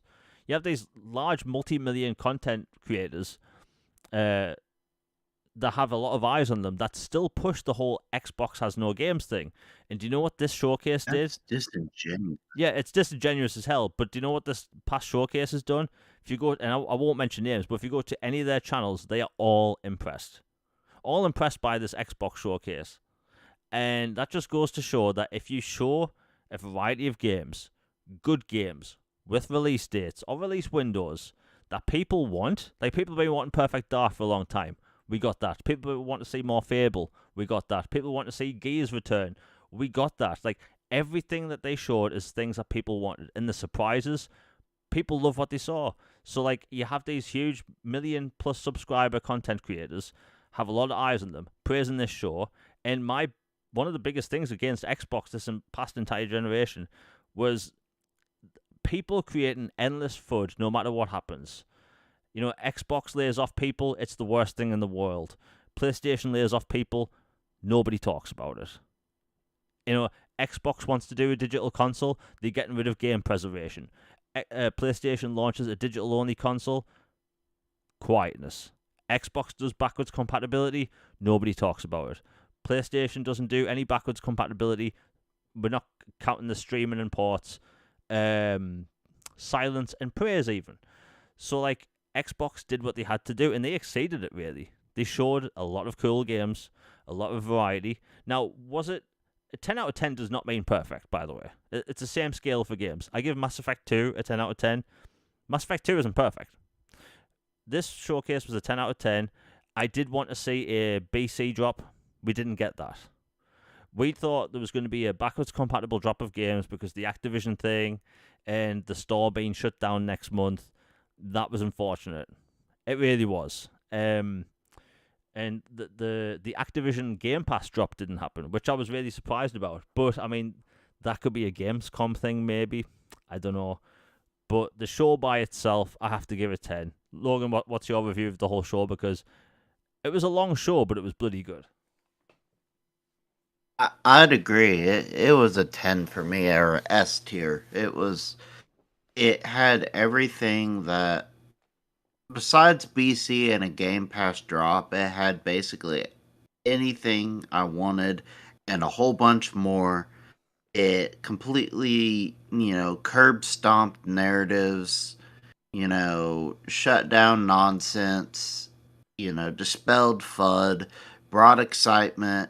It felt like Xbox 360 just like injected into my veins vibes with, Perfect Dark, Gears of War, Call of Duty Black Ops, Fable, and just it was just awesome. Awesome show. Like even some of the smaller stuff, like there was the cute little mouse game like Winter's Burrow. Like that was a nice little change of pace title that I found interesting. There was huge surprises like 33 or more Expedition 33 and stuff like that. Like it had something for anyone. And if you have the audacity to say that show was a 4 out of 10 or mid or whatever, it's like I question whether you enjoy gaming, period. Because there was a ton of stuff in that show across all genres. There wasn't just shooters. There was Souls-like game there, which looked really cool too. Wu Chang, Fallen Feathers or something like that. They're like little survival mouse game. You got your shooters. You've got you know scary stuff. It had everything. And maybe it's me just with massive amounts of hopium, but I still have faith we might get a BC batch. It's not as strong. It's more of a candle flicker now than like a bright shining fire. But I just gotta feel like you acquired this company. You got all these IPs. Like surely you do something and make them all added, if nothing less it bolsters your Game Pass library. Like, surely after 6 months, they can have a drop of Game Pass titles. Like soon, maybe BC and Game Pass drop at Gamescom. Yeah, Fingers crossed, but keep letting them know you want it. yeah. And the other thing, I know a bunch of people in chat will agree with me. A lot of people thought Square Enix was going to be there, like in force. There was no Final Fantasy 16. I thought Final Fantasy 16 was going to be there, or Pixel remasters. Yeah. They weren't, and like if anything, like Square Enix should have made an effort to be there in a major capacity. Like they've said multiple times now, hey, we're moving to a multi-platform business strategy. Cool, that's super cool. Bloody short then, Visions of Mana comes out this year, still no release date. Although it did get a listing for crossplay or play anywhere. So it is going to be on the Windows Store. So it looks like we may hear something soon. And maybe they are saving some stuff for Gamescom, but it is a shame we didn't hear about that. I will say that for the first 2 months of this year, everyone listening saw the pandemonium online about rumors, people losing their marbles over rumors, and like all the major rumors leading up to this showcase didn't happen. Xbox handheld reveal didn't happen. Gears of War collection didn't happen. Gears 6 didn't happen. Halo remastered for Xbox and PlayStation didn't happen. Final Fantasy 16 and maybe Kingdom Hearts at Xbox didn't happen. And it's like Blue Dragon didn't happen. yeah, Blue Dragon didn't happen. Like none of these rumors happened, and it's like I think look, rumors unfortunately is 99% of game news now. We're at a point now where game features, new games get less views, get less clicks, right? Rumors, this isn't me like poking fun at anyone. That's just like the reality of it. 99% of game news is leaks. It's all people talk about, and then when those games come out, they don't talk about them. And like, I get it. Like, there's the huge, massive websites and like people that make really good livings off this stuff. Like, they want the clicks and stuff, and I want the clicks and stuff. But like, what is there really much point of just running with anything? Like Perfect Dark, it's in development hell. Oh wait, next day, no, it's not. Like, it's getting a bit tiring. Like, Why can't people just wait a few days to see if it's actually true? Can they get more credible sources? Can they get people to like double check that stuff rather than come out with it straight away? Because it's getting to a point now where just before the Xbox showcase, there were people in my feed freaking out because of Halo going multiplat. Nothing happened with Halo at that showcase. So did those people that freaked out, did they say online, "Oh, I freaked out for no reason"? No, they didn't. They said nothing. They said nothing because these people that are still running with the rumors are now saying, "Oh, I still think some stuff's happening." So was that stuff happening or not? I'm absolutely sick with every rumor being ran constantly like this, and it's a perpetual BS. People in the Xbox community have to deal with this stuff on a daily basis. Xbox is in a great place right now when it comes to the content. For the longest time, people didn't even know what games were coming to the platform. Now we know. Xbox gamers have this beautiful thing called a roadmap. Who would have thought gamers want to know what they're going to be playing for 2 years? And we still haven't seen everything. So all the detractors online that are just running with anything they can complain about because they made a personality online out of just complaining. It's boring. And they've run out of things to complain about, so now they're just running with anything. Hey, these things could still happen. Okay, who gives a crap, right? Who really gives a crap, right? We saw a ton of games there listed for Xbox and PC. Xbox and PC has been a thing for years now. It is what it is. Like, hell, there's a PlayStation game going to Switch, right? And by the way, that Lego game going to Switch proved my point that I said months ago. If all of Xbox's games that went multi-platform were just on Switch, nobody would have made a big deal out of it. It's because of this weird back and forth between Xbox and PlayStation, this never-ending console war BS, and it's tiring. It's really tiring. And like we got a really good showcase. Xbox did what they needed to do. Now, Jeff Keighley.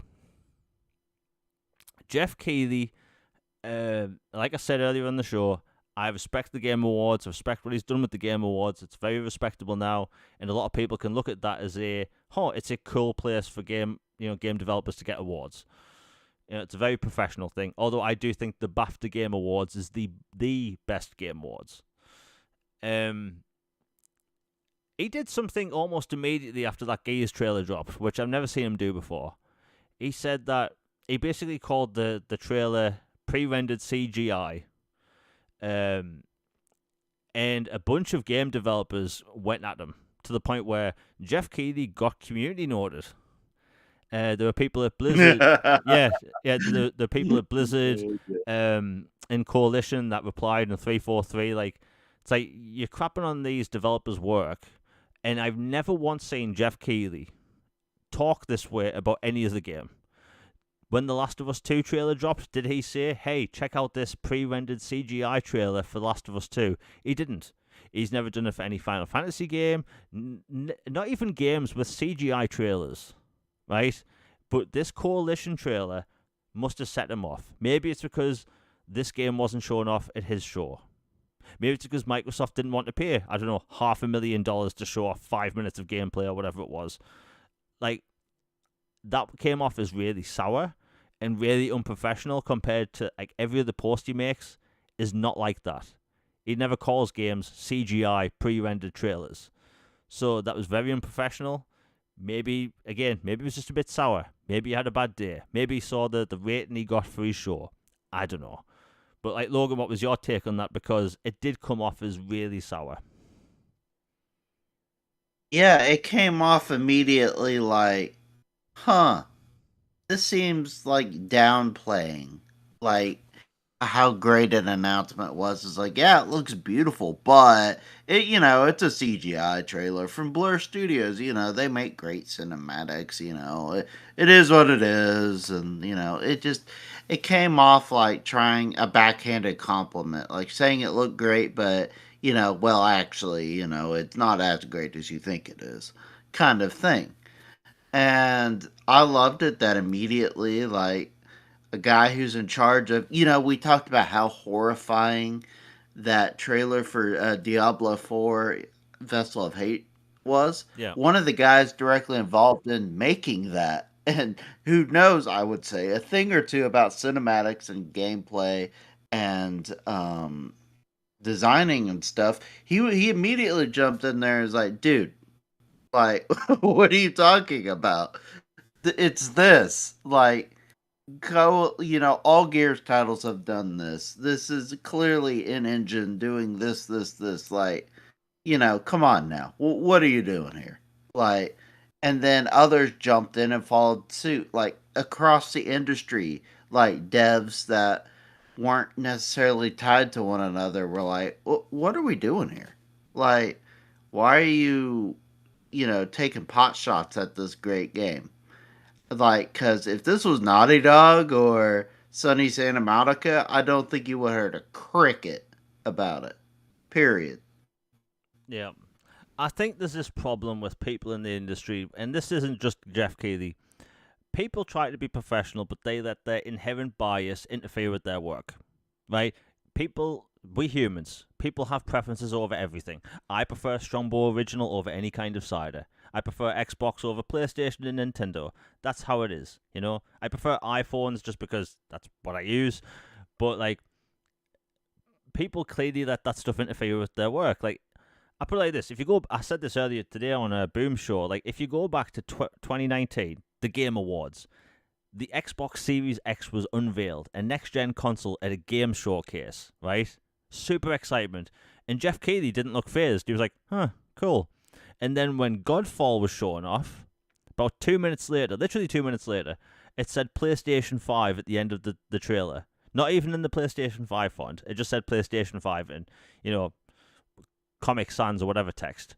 And he looked super excited. It looked like he got a lifetime pass to Disney World as a child, right? Off a logo, right? And like, people talk about Xbox tax. Is there an Xbox tax? It's like, I don't think there's a quote unquote Xbox tax. I do think there's certain people in the industry that clearly let their bias interfere with their work. And what I saw the other day with that whole coalition and, Gears of War post, that was sour. That came off as petty, really petty. And other people calling that show a 3 or a 4. Honestly, what does Microsoft have to show to make that even a 5 tier then? Like, they showed off a bunch Cure of for cancer. yeah, like the cure for cancer. They need, everyone watching needs to get a free gold bar and a holodeck. I just don't get it, right?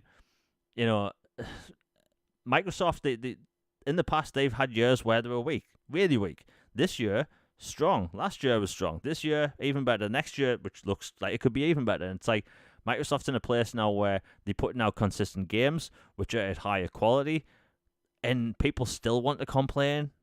I don't know. I don't know what Microsoft can do, and I think it's just people just need to stop caring about these people, because, like, I've seen the people that give the 3s and 4s, they do that stuff for attention, because they'll make that money they want off that attention. They'll get ratioed a few times. It is what it is. It's just people best ignore them, because if you watch that show and call it a 3 or a 4, then you don't like games. They had first-person shooters, third-person shooters, first-person action RPGs, third-person action RPGs, like literally everything. And it's just silly, man. It's really silly. And I think when it comes to the show, everyone should have enjoyed it. And we'll quickly go over Phil Spencer's comments at IGN. A lot of people are pulling apart what he said about the multi-platform thing. He said games will still go to other platforms, but he didn't say. He said exactly what he said in 2020 when they bought Bethesda, right? Games are still going to go to PlayStation as per Doom. Doom, the what's it called? Dark Ages. Like, he can't say, hey, those 4 games that released earlier on the year that are, platform exclusives that are now going to PlayStation. That's it. He didn't say that. He said, don't take this as a sign that more games are coming. But in 2020, he said, not all games are exclusive. So it's literally the same thing, right? Doom, multi-platform game, staying multi-platform. And let's say, hypothetically, a year and a half from now, Age of Mythology goes to PlayStation and Nintendo Switch 2. I bet 99% of the people that will complain never bloody play it. They never played it. People care about list wars. That's all they care about, right? And don't get me wrong, like if this was the early 2000s and we weren't in this weird digital space as we are now, and games costing hundreds of millions of dollars to make. Yes, I do think Microsoft would still have all their games exclusive to one platform. Like back on 360, a AAA game cost $30 million. Now it costs upwards of $300 million. Hell, The Witcher 4 is rumored to cost $400 million. That is bloody absurd. That's no, like that's like that's almost twice the amount as Avatar: The Way of Water, right? Games shouldn't cost that much. So, like, I think people just need to take everything. People need to stop taking everything so literal. Like, I do think Phil Spencer does talk too much, but I've said that about every executive ever. And then we have Sean Layden liking tweets. Now, in the next few days, Twitter's going to be rolling out a feature where, by default, everyone's likes will be hidden. Now, to me, Gonna wish he had that today. yeah. That feature rolls out in a few days, and like to me, like people can look at my likes. I just like people's posts and replies. There are people that clearly want to hide what they like, but Sean Layden was he was liking a bunch of tweets that were kind of hating on Phil Spencer, which is weird because they've been in photos together, been super nice to each other. It's like, again, that came off as petty, but like PlayStation execs in the past have came off as being really petty, and that console warming thing, they do push that. I mean, there's not much else I can say. Like, Logan, what did you think of the whole like Sean Layden tweet thing? Because that was weird. Yeah, I think what it was about was apparently in an interview. I don't remember if it was with IGN or someone else. Like within the last day, Phil Spencer had, talked about how, in the past, Call of Duty would have certain modes and features and betas and other things that were exclusive to PlayStation or on PlayStation for like a month or two before it came to other platforms, or, like certain things that clearly skewed the experience. Just, manufacture, not in a natural way. And he said that was a slimy practice. And that he didn't want to take part in that, and that they wouldn't be doing that, with their stuff, like Call of Duty and other stuff going forward. Like, if it's a multi-plat game, you're going to get, if you play on Xbox, PlayStation, or Switch, like, you'll get an experience that works like across the board, to where you know just because I buy it on PlayStation doesn't mean I get a mode that you don't on Xbox or Switch. If there's like controller specific features, or like like haptics on one controller, or like gyro controls on a Switch or something, maybe those get those and other platforms don't. But those are platform specific features or device specific features. Those aren't artificially mandated strip aways and teardowns of features in a game that you develop. And so he basically called that out and said it was slimy, shady. And apparently, it seems like Sean didn't appreciate that. Because, guess who was president of PlayStation during the height of that?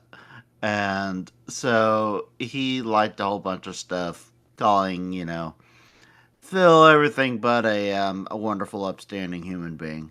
And look, like, I haven't been thrilled with some of the decisions Xbox has made lately, but overall, I think they're in a world of a better place now than they were before he took over, and especially now after the showcase. And it just comes off as kind of gross to be doing that, especially when you guys have tried to act buddy buddy in certain circumstances, and then you come out and you're doing that. It like the Jeff thing.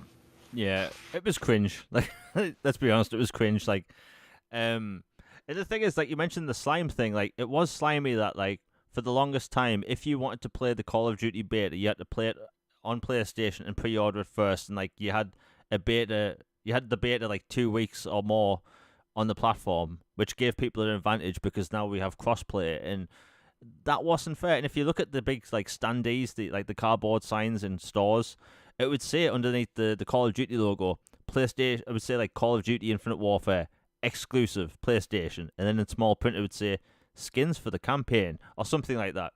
It's like that is that kind of tactic he was talking about, and it's right. Like, why do people want that stuff?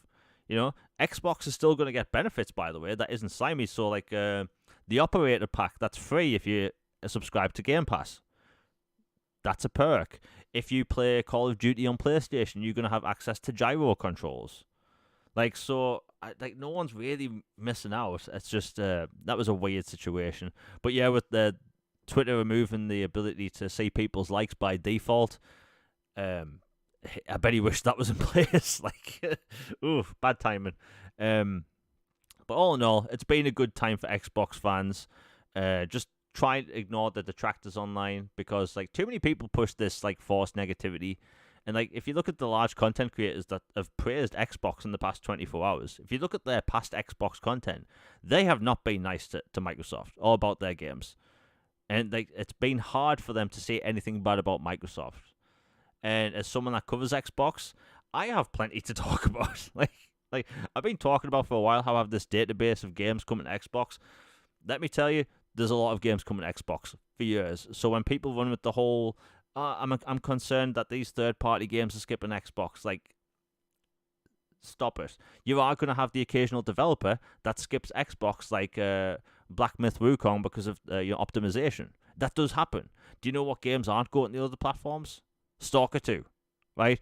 So, like, people panic over one thing, but not the other. It's like, too many gamers get in their feelings about stuff. In fact, the past week or so, I've seen multiple people on Twitter say, like, they don't know what to do. They might leave Twitter simply because it's too stressful for them. This whole, like, what Xbox is doing. It's like, we meant to enjoy this hobby, right? I've always wanted to cover gaming my entire life, and now I am. And I enjoy talking about gaming. I love gaming, right? But people get, like, really upset about this stuff. And as we've seen from people on Twitter that, you know, the stuff early in January really affected some people on a personal level to the point where it really angered them and upset them. But it's like, we should love this hobby. I've talked about in the past, in like 2 weeks ago, why I'm so positive about gaming. But what's the point of having a hobby if you're going to be angry all the time? Right? People that play pool or snooker, you know, for their hobby, they don't get angry and talk about it on Twitter and how like they hate snooker and the professional league. Like, no, they just enjoy it. Think about it. Gaming is one of the few hobbies people have that they actively hate on daily. That's crazy. Anyway, Logan, have you got anything else to say before we close out the show? Just, I'm super stoked for the Alan Wake expansion. Can't wait to dive in. Looks incredible. I was so happy to see Max back for Life is Strange. Like, I totally did not think we would see her again as the main protagonist. So getting to do that is phenomenal. I adore the first game, so cannot wait for that. That was a huge surprise to me of the show. You know, the community embrace positivity. Life is good. Games are good. We've got a whole bunch of games coming, and like Night Dive just teased a few minutes ago that they have even more surprises for later in the year. So more retro goodness coming back. Life is good, man. Just enjoy the ride. Yeah, it's going to be good. And, you know, for the channel, for people watching, thank you for listening. It's always appreciated. My last video, the 10 biggest games coming to Xbox in June. Still plenty of games coming out this month. The link is in the description down below. I think there's going to be a lot of games in there people like. We will be. I'm trying to think. Okay, yeah. I'm just looking at my calendar. It's all mixed up. See, this is why I get so confused, by the way, when I'm doing the podcast. I'm looking at game dates, but they have US release dates on them, and I'm looking at a British calendar. So it's like I get really confused when I'm reading things because most of the emails I get from developers, everything is US release dates. So if I ever sound confused and I'm mixing things up, that's why. because they mix up the Don't release y'all date. do things backwards? Like you do day first, then month, then year? Or Yeah, I mean, I, like I mean, who would have thought starting from the smallest going to the largest is the weird way of doing it? But hey, we all different. I mean, it is what it is. But yeah, we'll Yeah. be back the same time next week. I should be dropping a video, and if you like Xbox games and maybe some older Xbox games, I should be releasing a video in the next few days, so pay attention to that. But again, everyone in chat has been amazing. I like to say this every week. I have the best chat on the internet. Everyone's super chill, and we like to keep it chill over here. So yeah, recap. Great show the past week. My reaction is live if you want to watch that.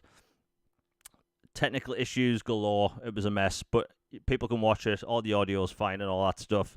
Video dropping in the next few days. Podcast next week. Plenty of things planned for the channel, and also on-camera content coming soon. So that's going to be some surprises coming. Stuff I can't talk about. Anyway, we're out, everybody.